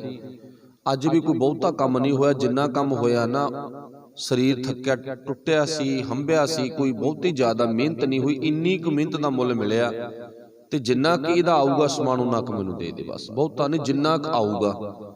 ਹੁਣ ਉੱਥੇ ਇਤਿਹਾਸਕ ਤੱਥ ਸਰੋਤ ਨੇ ਦੱਸਦੇ ਨੇ, ਕਹਿੰਦੇ ਬਾਬਾ ਲਹਿਣਾ ਜੀ ਹੱਸ ਪਏ, ਕਹਿੰਦੇ ਜਿਹੜਾ ਤੂੰ ਟਕਾ ਮੈਨੂੰ ਦਿੱਤਾ ਨਾ, ਜਿਹੜਾ ਪੈਸਾ ਦਿੱਤਾ, ਇਹਦਾ ਤਾਂ ਬਹੁਤ ਘੱਟ ਸਮਾਨ ਆਊਗਾ। ਇਉਂ ਮੰਨ ਲਓ ਉਦਾਹਰਨ ਤੌਰ ਤੇ ਵੀ 1 ਮੁੱਠੀ ਆਟੇ ਦੀ ਆਊ ਤੇ 1 ਮੁੱਠੀ ਆਊਗੀ ਦਾਲ ਦੀ। ਉਹ ਕਹਿੰਦਾ ਜਿੰਨਾ ਆਊ ਤੂੰ ਨਹੀਂ ਦੇ ਦੇ, ਬਹੁਤੀਆਂ ਗੱਲਾਂ ਦਾ ਕੋਈ ਫਾਇਦਾ ਨਹੀਂ, ਜਿੰਨਾ ਆਊ ਤੂੰ ਨਹੀਂ ਦੇ ਦੇ, ਮੈਂ ਤੇਥੋਂ ਬਹੁਤਾ ਨਹੀਂ ਲੈ ਜਾਂਦਾ ਤੇ ਮੈਂ ਨਾਨਕ ਦਾ ਸਿੱਖਾਂਗਾ। ਕੋਈ ਗੱਲ ਨਹੀਂ, ਜਿੰਨਾ ਆਊ ਨਾ ਉਨਾ ਹੀ ਦੇ ਦੇ ਤੂੰ। ਤੇ ਉਹਨੇ ਪੁੱਛ ਲਿਆ ਵੀ ਪਰਿਵਾਰ ਦੇ ਮੈਂਬਰ ਕਹੇ ਹੋ ਤੁਸੀਂ? ਤੇ ਸਿੰਘਾਂ ਜੀ ਕਹਿੰਦੇ ਸੀ 3 ਮੈਂਬਰ ਆ। ਉਹ ਕਹਿੰਦਾ ਫਿਰ ਜੇ 3 ਮੈਂਬਰ ਹੋਣਾ ਤੇ ਜਿੰਨਾ ਘਾਟਾ ਮੈਂ ਤੈਨੂੰ ਦੇਵਾਂਗਾ ਇਹ ਟਕੇ ਦਾ, ਇਹਦੇ ਨਾਲ 3 ਜਣਿਆਂ ਦਾ ਭੋਜਨ ਨਹੀਂ ਬਣਨਾ, 3 ਜਣਿਆਂ ਦਾ ਭੋਜਨ ਨਹੀਂ ਬਣਨਾ। ਤੂੰ ਇਉਂ ਕਰ, ਮੇਰੀ ਦੁਕਾਨ ਤੇ ਰੋਜ਼ ਦਾ ਆਉਣ ਵਾਲਾ ਵੱਧ ਲੈ ਜਾ, ਆਪਾਂ ਹਿਸਾਬ ਕਿਤਾਬ ਫੇਰ ਕਰ ਲਾਂਗੇ, ਤਾਂ ਕੀ ਆ। ਉਹ ਕਹਿੰਦਾ ਨਹੀਂ ਪਿਆਰਿਆ, ਮੈਨੂੰ ਨਾਨਕ ਦੇ ਮੱਤ ਨੇ ਜਿਹੜੀ ਅੰਦਰੋਂ ਗਿਆਨ ਦੀ ਦਾਤ ਦਿੱਤੀ ਆ ਨਾ, ਉਹ ਇਹ ਆ ਵੀ ਮੈਂ ਫਰੀ ਦਾ ਨਹੀਂ ਲੈ ਕੇ ਜਾਣਾ, ਮੈਂ ਬਿਲਕੁਲ ਨਹੀਂ ਲੈ ਕੇ ਜਾਣਾ। ਜਿੰਨੇ ਮੇਰੇ ਪੈਸੇ ਨੇ ਟਕੇ ਨੇ ਉਹਨੇ ਦਾ ਮੈਨੂੰ ਜਿੰਨਾ ਰਾਸ਼ਨ ਆਉਂਦਾ ਉਹਨਾਂ ਤੂੰ ਦੇ ਦੇ। ਹੁਣ ਬਾਬਾ ਲਹਿਣਾ ਜੀ ਨੇ ਜਿੰਨੇ ਪੈਸਿਆਂ ਦਾ ਆਟਾ ਦਾਲ ਆਈ ਉਹਨਾਂ ਦੇਤਾ। ਮੰਨ ਲਓ ਵੀ ਉਹ 1 ਜਣੇ ਦਾ ਭੋਜਨ ਤਿਆਰ ਹੋਇਆ ਉਹਨੇ ਆਟੇ ਦੇ ਨਾਲ। ਤੇ ਹੁਣ ਦੁਕਾਨ ਤੋਂ ਲੈ ਕੇ ਥੋੜਾ ਜਿਹਾ ਸਮਾਨ ਆਪਣੇ ਘਰ ਦੇ ਵਿੱਚ ਆਵੜਿਆ। ਜਦੋਂ ਘਰ ਦੇ ਵਿੱਚ ਆਵੜਿਆ ਨਾ ਤੇ ਪਿੱਛੇ ਪਿੱਛੇ ਬਾਬਾ ਲਹਿਣਾ ਜੀ ਵੀ ਆਵੜੇ। ਤੇ ਘਰ ਦੇ ਵਿੱਚ ਜਿੰਨਾ ਕੁ ਰਾਸ਼ਨ ਸੀ ਉਹਦਾ ਪ੍ਰਸ਼ਾਦਾ ਤਿਆਰ ਕੀਤਾ। ਕਹਿੰਦੇ 3 ਪ੍ਰਸ਼ਾਦੇ ਬਣ ਗਏ, 1 ਕੌਲੀ ਦਾਲ ਦੀ ਹੈ। ਕਹਿੰਦੇ ਥੋੜੀ ਜੀ ਦਾਲ ਤਿਆਰ ਹੋ ਗਈ। ਮੂੰਹ ਹਨੇਰਾ ਹੋ ਗਿਆ, ਕੋਈ ਬਹੁਤਾ ਤਕੜਾ ਘਰ ਨਹੀਂ ਹੈ, ਛੋਟਾ ਜਿਹਾ ਘਰ ਹੈਗਾ। ਤੇ ਬਾਬਾ ਲਹਿਣਾ ਦਰਵਾਜ਼ੇ ਤੇ ਖੜੇ ਨੇ, ਸਾਈਡ ਤੇ ਰੁਕੇ ਹੋਏ ਨੇ। ਵੇਖਦੇ ਆ 3 ਜਣੇ ਕਿੰਨੇ ਪ੍ਰਸ਼ਾਦੇ ਬਣਾਉਂਦੇ ਨੇ ਤੇ ਕਿੰਨੇ ਪ੍ਰਸ਼ਾਦਿਆਂ ਨਾਲ ਕਿਵੇਂ ਸਾਰਦੇ ਨੇ। ਦੇਖਦੇ ਆ ਅੱਜ ਆਪਾਂ ਅੱਖਾਂ ਦੇ ਨਾਲ। ਸੱਚਮੁੱਚ ਹੀ ਇਹ ਗੁਰੂ ਨਾਨਕ ਤੇ ਜਿਹਨੂੰ ਕਹਿ ਰਿਹਾਗਾ ਉਹਦੇ ਤੇ ਭਰੋਸਾ ਰੱਖਦਾ ਕਿ ਜਾਂ ਇਹਦੇ ਅੰਦਰ ਦੀ ਭਾਵਨਾ ਕੁਝ ਹੋਰ ਆ। ਇਹ ਵੇਖਣਾ, ਆਪਣੀ ਅੱਖ ਦੇ ਨਾਲ ਵੇਖਣਾਗਾ। ਕਹਿੰਦੇ ਜਦੋਂ ਭੋਜਨ ਤਿਆਰ ਹੋ ਗਿਆ ਨਾ, 3 ਫੁਲਕੇ ਤਿਆਰ ਹੋ ਗਏ, ਥੋੜੀ ਜੀ ਦਾਲ ਬਣ ਗਈ। 1 ਬੱਚੀ ਆ, ਸਿੰਘਾਂ ਆਪ ਆ ਤੇ ਸਿੰਘੇ ਦੀ ਪਤਨੀ ਆ, ਤੇ ਉਹ ਬੈਠ ਗਏ ਭੋਜਨ ਛਕਣ ਦੇ ਲਈ ਤਿਆਰ ਕਰਕੇ। 3 ਜਣੇ। ਇੰਨੇ ਨੂੰ ਆਵਾਜ਼ ਪੈ ਗਈ, ਗੁਰੂ ਦੇ ਸਿੱਖਾ ਘਰੇ ਆ? ਹਾਂ ਭਾਈ ਘਰੇ ਆ, ਭੋਜਨ ਛਕਣਾ। ਥੋੜਾ ਜਿਹਾ ਟਾਈਮ ਲੇਟ ਹੋ ਗਿਆ ਤੇ ਮੈਨੂੰ ਸਾਰੇ ਪਿੰਡ ਦੇ ਵਿੱਚੋਂ ਨਾ ਭੋਜਨ ਨਹੀਂ ਕਿਸੇ ਨੇ ਖਵਾਇਆ। 2 4 5 ਘਰਾਂ ਦੇ ਵਿੱਚ ਆਵਾਜ਼ ਦਿੱਤੀ ਪਰ ਕਿਸੇ ਨੇ ਭੋਜਨ ਨਹੀਂ ਦਿੱਤਾਗਾ। ਨੰਬਰ 2 ਤੇ ਮੈਨੂੰ ਆਸ ਜਾਗੀ ਵੀ ਤੂੰ ਨਾਨਕ ਦਾ ਸਿੱਖ ਆ, ਵੀ ਤੇਰੇ ਘਰੇ ਭੋਜਨ ਮੈਨੂੰ ਮਿਲੂਗਾ। ਸਿੰਘਾਂ ਅੰਦਰੇ ਅੰਦਰ ਸੋਚ ਕੇ ਕਹਿੰਦਾ ਜਦੋਂ ਤੂੰ ਨਾ ਆਵਾਜ਼ ਮਾਰੀ ਆ ਗੁਰੂ ਦੇ ਸਿੱਖਾ ਇਹ ਕਹਿ ਕੇ, ਹੁਣ ਤਾਂ ਮੈਂ ਤੈਨੂੰ ਭੋਜਨ ਲਾਜ਼ਮੀ ਸਿਖਾਉਂਗਾ। ਜੇ ਤੂੰ ਆਵਾਜ਼ ਮਾਰਦਾ ਮੇਰਾ ਨਾਂ ਲੈ ਕੇ, ਫਿਰ ਬੇਸ਼ੱਕ ਮੈਂ ਤੈਨੂੰ ਭੋਜਨ ਨਾ ਸਿਖਾਉਂਦਾ। ਹੁਣ ਇਹ ਭੋਜਨ ਮੇਰਾ ਨਹੀਂ ਰਿਹਾ, ਇਹ ਭੋਜਨ ਨਾਨਕ ਦਾ। ਇਹ ਭੋਜਨ ਕਿਹਦਾ? ਨਾਨਕ ਦਾ। ਨਾਨਕ ਨੇ ਤਿਆਰ ਕਰਕੇ ਮੈਨੂੰ ਤੇ ਮੇਰੇ ਪਰਿਵਾਰ ਨੂੰ ਛਕਣ ਦੇ ਲਈ ਦਿੱਤਾ। ਹੁਣ ਤੈਨੂੰ ਭੋਜਨ ਲਾਜ਼ਮੀ ਛਕਾਵਾਂਗਾ। ਹੁਣ ਬਾਬਾ ਲਹਿਣਾ ਸਾਈਡ ਤੇ ਖੜਾ ਵੇਖ ਰਿਹਾ ਹੈਗਾ, ਮਤਲਬ ਬਿਨਾਂ ਦੱਸੀ ਉਦਾਂ ਹੀ ਖੜਾ, ਅਚਨਚੇਤ। ਭਾਈ ਸੀਹੇ ਨੇ ਉਹ ਜਿਹੜਾ ਭੁੱਖਾ ਵਿਅਕਤੀ ਆ ਨਾ, ਰਾਹਗੀਰ ਕੋਈ, ਉਹਨੂੰ ਅੰਦਰ ਬੁਲਾ ਲਿਆ। ਜਿਹੜੇ 3 ਫੁਲਕੇ ਤਿਆਰ ਹੋਏ ਵੇ ਨੇ ਤੇ ਉਹ 3 ਫੁਲਕੇ ਨੇ ਜਿਹੜੇ ਅੱਧੇ ਅੱਧੇ ਟੁਕੜੇ ਕਰਕੇ ਬਾਰੀ ਬਾਰੀ ਉਹ ਜਿਹੜਾ ਰੱਬੀ ਪਿਆਰਾ ਨਾ ਉਹਦੇ ਸਨਮੁਖ ਰੱਖਦਾ ਗਿਆ। ਆਪਣੀ ਬੱਚੀ ਨੂੰ, ਆਪਣੀ ਪਤਨੀ ਨੂੰ ਆਪ ਸਮਝਾ ਦਿੱਤਾ ਵੀ ਜੇ ਬਚ ਗਿਆ ਤੇ ਆਪਾਂ ਛਕ ਲਾਂਗੇ, ਤੇ ਨਹੀਂ ਵਾਹਿਗੁਰੂ ਭਲਾ ਕਰੇਗਾ। ਜਿਵੇਂ ਵੀ ਉਹਦਾ ਹੁਕਮ ਆ, ਜਿਵੇਂ ਵੀ ਉਹਦਾ ਭਾਣਾ, ਜਿਵੇਂ ਵੀ ਮਾਲਕ ਨੂੰ ਚੰਗਾ ਲੱਗਦਾ ਉਵੇਂ ਸਹੀ।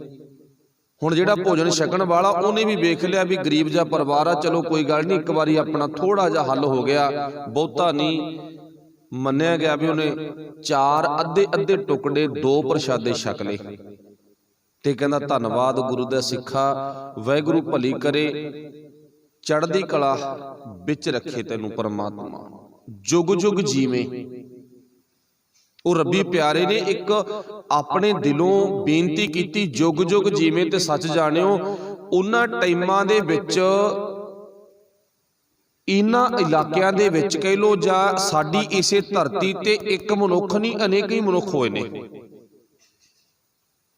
ਤੇ ਪਰ ਚੇਤਾ ਰੱਖਿਓ ਕਿਸੇ ਦਾ ਨਾਮ ਆ ਜਿਹੜਾ ਇਤਿਹਾਸ ਨੇ ਸੰਭਾਲਿਆ ਨਹੀਂ। ਸਭ ਦਾ ਕਾਰੋਬਾਰ ਆਪੋ ਆਪਣੇ ਤਲ ਤੇ ਆ ਨਾ, ਪਰ ਸੀਹੇ ਵਰਗਿਆਂ ਦਾ ਕਾਰੋਬਾਰ, ਸੀਹੇ ਵਰਗਿਆਂ ਦੀ ਕਮਾਈ, ਸੀਹੇ ਵਰਗਿਆਂ ਦਾ ਵਿਸ਼ਵਾਸ, ਭਰੋਸਾ ਉਹ ਨਾਨਕ ਤੇ ਆ। ਜੇ ਉਹਨਾਂ ਦਾ ਭਰੋਸਾ ਨਾ, ਤੇ ਚੇਤਾ ਰੱਖਿਓ ਇਤਿਹਾਸ ਨੇ ਉਹਨਾਂ ਨੂੰ ਉਹਨਾਂ ਦੇ ਪਰਿਵਾਰ ਸਮੇਤ ਸੰਭਾਲ ਲਿਆ ਵੀ ਆਓ ਤੁਹਾਨੂੰ ਨਾ ਮੈਂ ਇਹ ਧਰਤੀ ਤੇ ਨਹੀਂ ਵਹਾਵਾਂਗਾ, ਤੁਹਾਨੂੰ ਮੈਂ ਉੱਥੇ ਵਹਾਵਾਂਗਾ ਜਿੱਥੋਂ ਕੋਈ ਤੁਹਾਨੂੰ ਕੱਢ ਨਾ ਸਕੇ, ਖਤਮ ਨਾ ਕਰ ਸਕੇ। ਹੁਣ ਹੋਇਆ ਕਿ ਬਾਬਾ ਸਿੰਘਾਂ ਜੀ ਦੇ ਘਰੋਂ 2 ਪ੍ਰਸ਼ਾਦੇ ਛਕ ਕੇ ਰੱਬੀ ਪਿਆਰਾ ਸ਼ੁਕਰ ਕਰਕੇ ਧੰਨਵਾਦ ਕਰਕੇ ਚਲਾ ਗਿਆ, ਜਿਹੜਾ ਰਾਹਗੀਰ ਕੋਈ ਭੁੱਖਾ ਰਸਤੇ ਵਿੱਚ ਜਾਣ ਵਾਲਾ ਸੀ। ਹੁਣ ਕਈ ਦਿਨਾਂ ਦੇ ਭੁੱਖਾ ਬਾਬਾ ਸਿੰਘਾਂ ਵੀ, ਬੱਚਾ ਵੀ, ਪਤਨੀ ਵੀ। ਦੇਖੋ ਗੁਰੂ ਦੇ ਸਿੱਖ ਦਾ ਗੁਰੂ ਤੇ ਭਰੋਸਾ, ਗੁਰੂ ਤੇ ਯਕੀਨ, ਵਿਸ਼ਵਾਸ। ਹੁਣ ਭਾਈ ਸਿੰਘਾਂ ਜੀ ਨੇ ਨਾ ਉਹ ਜਿਹੜਾ 1 ਪ੍ਰਸ਼ਾਦਾ ਬਚਿਆ 2 ਹਿੱਸਿਆਂ ਦੇ ਵਿੱਚ ਅੱਧਾ ਅੱਧਾ ਟੁਕੜਾ ਹੋ ਗਿਆ, ਆਪਣੀ ਪਹਿਲਾਂ ਬੱਚੀ ਵੱਲ ਕੀਤਾ। ਕਹਿੰਦਾ ਬੱਚੀ ਤੂੰ ਛਕ ਲਾ ਪੁੱਤ, ਕੋਈ ਗੱਲ ਨਹੀਂ, ਮੈਂ ਤਾਂ ਵੱਡਾਂਗਾ, ਸਿਆਣਾਗਾ, ਮੈਂ ਸਾਰ ਲੂੰਗਾ, ਕੋਈ ਗੱਲ ਨਹੀਂ, ਤੂੰ ਛਕ ਲਾ। ਉਹ ਬੱਚੀ ਕਹਿੰਦੀ ਨਾ ਬਾਪੂ ਜੇ ਤੂੰ ਨਾ ਛਕਿਆ ਫਿਰ ਕੰਮ ਕਿਵੇਂ ਕਰੇਗਾ, ਫਿਰ ਕੱਲ ਨੂੰ ਕਿਵੇਂ ਪੈਸੇ ਕਮਾ ਕੇ ਲਿਆਏਗਾ ਤੇ ਕਿਵੇਂ ਅਸੀਂ ਖਾਵਾਂਗੇ, ਤੂੰ ਛਕ, ਤੈਨੂੰ ਲੋੜ ਆ। ਪਤਨੀ ਬਣੀ ਕਰਤਾ। ਉਹ ਕਹਿੰਦੀ ਨਹੀਂ ਮੈਂ ਸਾਰ ਨੂੰ, ਮੈਂ ਤਾਂ ਘਰ ਹੀ ਰਹਿਣਾ, ਤੁਸੀਂ ਦੋਨੇ ਪਿਓ ਧੀ ਛਕ ਲਓ ਅੱਧਾ ਅੱਧਾ।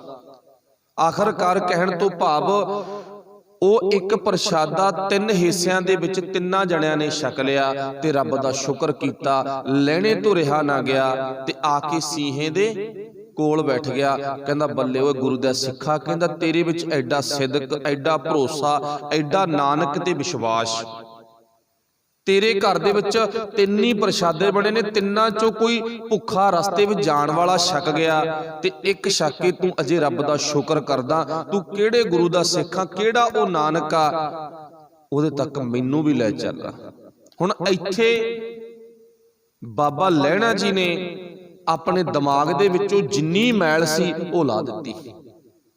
ਹੁਣ ਗੁਰੂ ਦੇ ਸਿੱਖ ਅੱਗੇ ਬੇਨਤੀ ਕੀਤੀ, ਜਿਹਦਾ ਤੂੰ ਸਿੱਖ ਆ ਨਾ, ਜਿਹਨੇ ਤੈਨੂੰ ਐਡੀ ਵੱਡੀ ਗਿਆਨ ਦੀ ਦਾਤ ਦਿੱਤੀ ਆ ਵੀ ਲੋੜਵੰਦ ਦੀ ਲੋੜ ਪੂਰੀ ਕਰਦੀ, ਪਰ ਚੇਤਾ ਰੱਖੀ ਮੈਨੂੰ ਉਸੇ ਗੁਰੂ ਕੋਲੇ ਲੈ ਚੱਲ, ਅੱਜ ਮੈਥੋਂ ਰਿਹਾ ਨਹੀਂ ਜਾਂਦਾਗਾ। ਹੁਣ ਇੱਥੋਂ ਆਪਣੀਆਂ ਅੱਖਾਂ ਦੇ ਨਾਲ ਨਾ ਭਾਈ ਸੀਹੇ ਦੇ ਘਰੋਂ ਗੁਰੂ ਤੇ ਭਰੋਸੇ ਦੀ, ਗੁਰੂ ਤੇ ਅਟੁੱਟ ਵਿਸ਼ਵਾਸ ਦੀ ਦਾਤ ਆ ਜਿਹੜੀ ਉਹ ਬਾਬਾ ਲਹਿਣਾ ਜੀ ਨੂੰ ਮਿਲ ਗਈ।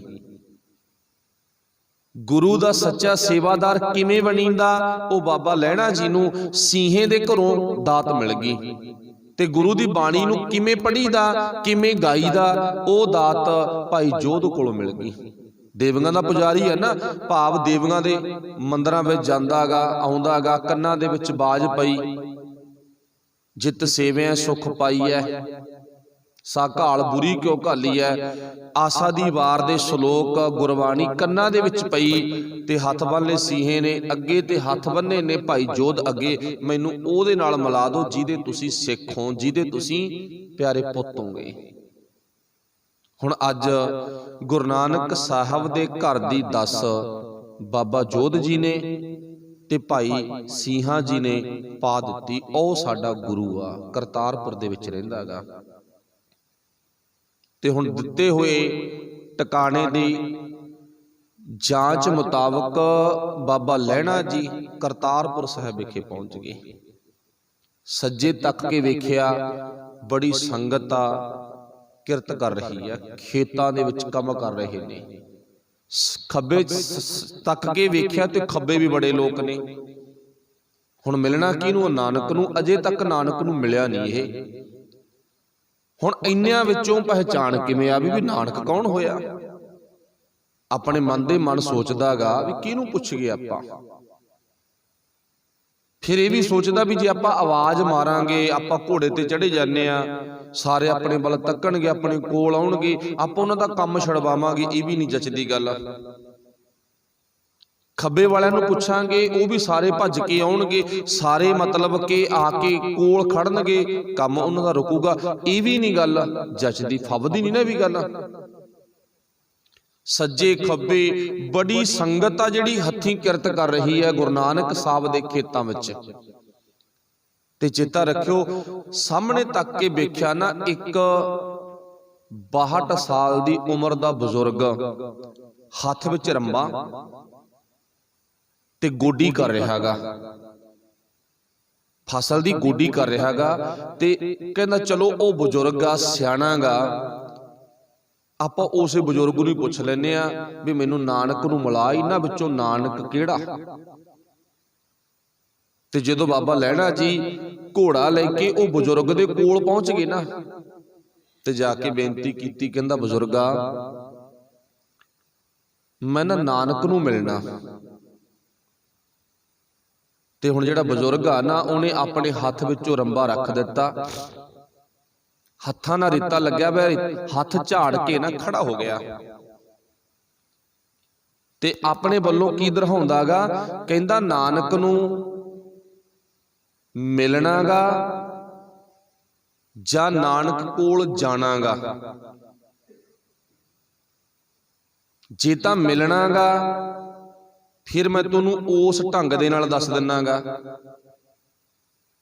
ਤੇ ਜੇ ਤੂੰ ਨਾਨਕ ਕੋਲੇ ਜਾਣਾਗਾ ਤੇ ਫਿਰ ਮੈਂ ਤੈਨੂੰ ਉਸ ਢੰਗ ਨਾਲ ਤੈਨੂੰ ਲਈ ਜਾਊਂ ਕੋਲੇ। ਮੇਰਾ ਸੁਭਾਗ ਆ ਵੀ ਜਿਹੜਾ ਨਾਨਕ ਨੂੰ ਮਿਲਣ ਆਉਂਦਾ ਨਾ, ਮੈਂ ਨਾਨਕ ਦੇ ਕੋਲ ਹੀ ਲੈ ਜਾਂਦਾ ਉਹਨਾਂ ਨੂੰ, ਮੇਰੀ ਡਿਊਟੀ ਹੈ ਇਹ। ਉਹ ਤੂੰ ਦੱਸ ਵੀ ਨਾਨਕ ਬਾਰੇ ਕੁਝ ਪੁੱਛਣਾ ਹੀ ਆ, ਪੁੱਛ ਕੇ ਮੁੜਨਾ ਹੀ ਆ ਤਾਂ ਦੱਸ ਦਿੰਨਾ ਕਿ ਨਾਨਕ ਨੂੰ ਮਿਲਣ ਜਾਣਾ, ਉਹਦੇ ਕੋਲ ਜਾਣਾ ਹੀ ਆ ਤੈਂ। ਕਹਿੰਦਾ ਪੁੱਛ ਕੇ ਨਹੀਂ ਮੁੜਨਾ, ਨਾਨਕ ਨੂੰ ਮਿਲਣਾ, ਉਹਦੇ ਕੋਲ ਜਾਣਾਗਾ। ਕਹਿੰਦਾ ਆ ਜਾ ਫਿਰ ਇਉਂ ਕਰ, ਘੋੜੇ ਦੀ ਲਗਾਮ ਤੂੰ ਮੈਨੂੰ ਹੀ ਫੜਾ ਦੇ। ਤੇ ਮੇਰੇ ਮਗਰ ਮਗਰ ਤੁਰਿਆ। ਬਾਬਾ ਲਹਿਣਾ ਕਹਿੰਦੇ ਘੋੜੇ ਤੋਂ ਉਤਰਿਆ ਨਹੀਂ, ਨਾਨਕ ਨੇ ਅੱਗੇ ਅੱਗੇ ਤੁਰਨਾ ਸ਼ੁਰੂ ਕਰ ਦਿੱਤਾ ਘੋੜੇ ਦੀ ਲਗਾਮ ਫੜ ਕੇ। ਤੇ ਬਾਬਾ ਲਹਿਣਾ ਜੀ ਨੇ ਘੋੜੇ ਦੇ ਉੱਪਰ ਚੜ੍ਹ ਕੇ ਮਗਰ ਮਗਰ ਜਾਣਾ ਸ਼ੁਰੂ ਕਰ ਦਿੱਤਾ। ਤੇ ਹੁਣ ਸਨਮੁਖ ਨਾ ਇੱਕ ਛੋਟਾ ਜਿਹਾ ਇਉਂ ਕਹਿ ਲਓ ਮਕਾਨ ਕਮਰਾ ਬਣਿਆ ਹੋਇਆਗਾ, ਉਹਦੇ ਵਿੱਚ ਇੱਕ ਸੰਗਤਾਂ ਦੇ ਬੈਠਣ ਲਈ ਥੋੜਾ ਜਿਹਾ ਸੋਹਣਾ ਥਾਂ ਵਿਸ਼ੇਸ਼ ਕਰਕੇ ਬਣਾਇਆ ਪਿਆ, ਜਿਵੇਂ ਆਪਾਂ ਦਰਬਾਰ ਹਾਲ ਦੇ ਵਿੱਚ ਬੈਠੇ ਆ। ਇੱਕ ਸਨਮੁਖ ਥੋੜਾ ਜਿਹਾ ਉੱਚਾ ਥਾਂ ਗਾ, ਜਿਹਦੇ ਤੇ ਬੈਠ ਕੇ ਨਾਨਕ ਸੰਗਤਾਂ ਨੂੰ ਗੁਰਬਾਣੀ ਕੀਰਤਨ, ਗੁਰਬਾਣੀ ਵਿਚਾਰ ਸੁਣਾਉਂਦਾ। ਜਿਵੇਂ ਅੱਜ ਦਾ ਮਾਹੌਲ ਅੱਜ ਥੋੜਾ ਜਿਹਾ ਸੋਹਣਾ ਬਣ ਗਿਆ, ਤੇ ਉਹਨਾਂ ਟਾਈਮਾਂ ਦੇ ਵਿੱਚ ਅੰਦਾਜ਼ਾ ਲਾਓ ਵੀ ਕੱਚਾ।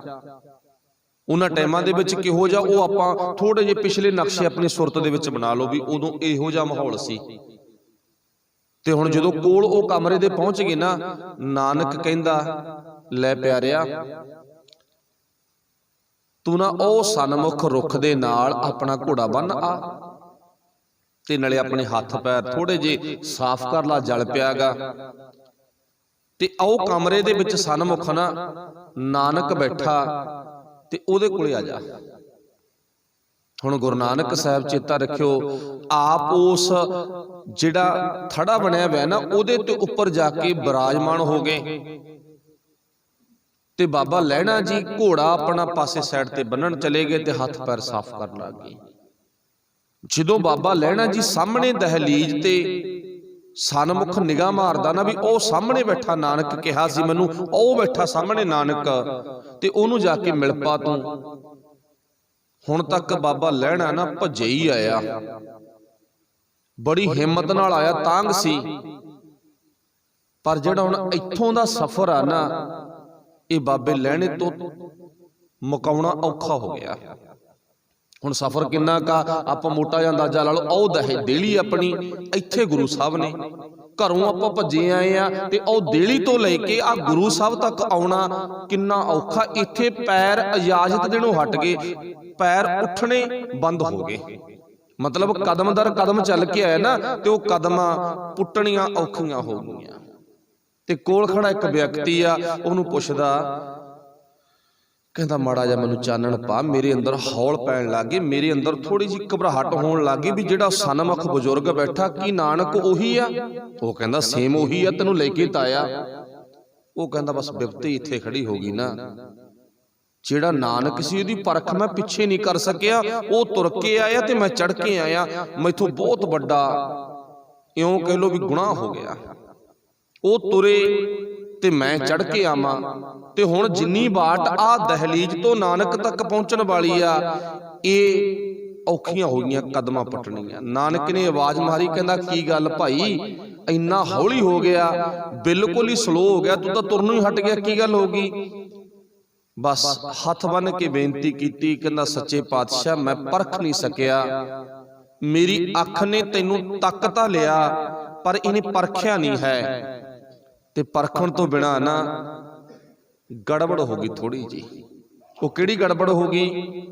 ਨਾਨਕ ਨੂੰ ਕਹਿੰਦਾ ਮੈਂ ਘੋੜੇ ਤੇ ਚੜ ਕੇ, ਤੇ ਤੂੰ ਨਾਨਕ ਸੀ, ਮੈਂ ਆਇਆ ਤੈਨੂੰ ਮਿਲਣਾ, ਦਾਤਾਂ ਤੈਥੋਂ ਲੈਣ ਆਇਆ, ਤੇ ਮੈਂ ਘੋੜੇ ਤੇ ਤੂੰ ਤੁਰ ਕੇ ਆਇਆ। ਕਹਿੰਦਾ ਇਹੀ ਬਹੁਤ ਵੱਡਾ ਗੁਨਾਹ ਹੋ ਗਿਆ, ਕਹਿੰਦਾ ਬੜਾ ਵੱਡਾ ਗੁਨਾਹ ਹੋ ਗਿਆ ਮੈਥੋਂ ਇਹੀ। ਨਾਨਕ ਹੱਸ ਪਿਆ, ਕਹਿੰਦਾ ਫਿਰ ਨਾਮ ਕੀ ਹੈ ਤੇਰਾ? ਗੁਰੂ ਨਾਨਕ ਸਾਹਿਬ ਨੇ ਪੁੱਛਿਆ ਨਾ ਨਾਮ ਕੀ ਆ? ਕਹਿੰਦਾ ਮੇਰਾ ਨਾਮ ਆ ਲਹਿਣਾ ਜੀ, ਮੇਰੇ ਮਾਪਿਆਂ ਨੇ ਨਾਮ ਰੱਖਿਆ ਲਹਿਣਾ। ਤੇ ਗੁਰੂ ਨਾਨਕ ਸਾਹਿਬ ਕਹਿੰਦੇ ਫਿਰ ਕੀ ਹੋ ਗਿਆ, ਤੂੰ ਗੁਨਾਹ ਨਾ ਮੰਨ, ਜਿਹੜੇ ਲੈਣ ਵਾਲੇ ਹੁੰਦੇ ਆ ਨਾ ਉਹ ਚੜ ਕੇ ਆਉਂਦੇ ਨੇ, ਤੇ ਜਿਹੜੇ ਦੇਣ ਵਾਲੇ ਹੁੰਦੇ ਨੇ ਉਹ ਵਿਚਾਰੇ ਨੀਵੀਂ ਹੁੰਦੇ ਨੇ। ਤਾਂ ਕੀ ਹੋ ਗਿਆ, ਅਸੀਂ ਤੇਰੇ ਦੇਣਦਾਰ ਆ, ਤੂੰ ਸਾਡਾ ਲੈਣੇਦਾਰ ਆਂਗਾ। ਫਿਰ ਕੀ ਹੋ ਗਿਆ, ਮਤਲਬ ਇਉਂ ਕਹਿ ਲੋ ਸੰਕੇਤ ਗੁਰੂ ਨਾਨਕ ਸਾਹਿਬ ਨੇ ਇੱਥੇ ਹੀ ਦਿੱਤਾ। ਇਹ ਕਿਵੇਂ ਦਿੱਤਾ ਗਿਆ, ਹੁਣ ਇਹ ਆਪਾਂ ਪਿੱਛੇ ਥੋੜਾ ਜਾਣਾ ਪਊ। ਜਦੋਂ ਬਾਬੇ ਨਾਨਕ ਨੂੰ ਭਾਈ ਲਹਿਣੇ ਨੇ ਘੋੜੇ ਦੀ ਲਗਾਮ ਫੜਾਤੀ ਨਾ, ਇਉਂ ਕਹਿ ਲੋ ਅਸੀਂ ਆਪਣੇ ਮਨ ਦੀ ਲਗਾਮ ਬਾਬੇ ਨਾਨਕ ਨੂੰ ਫੜਾਤੀ।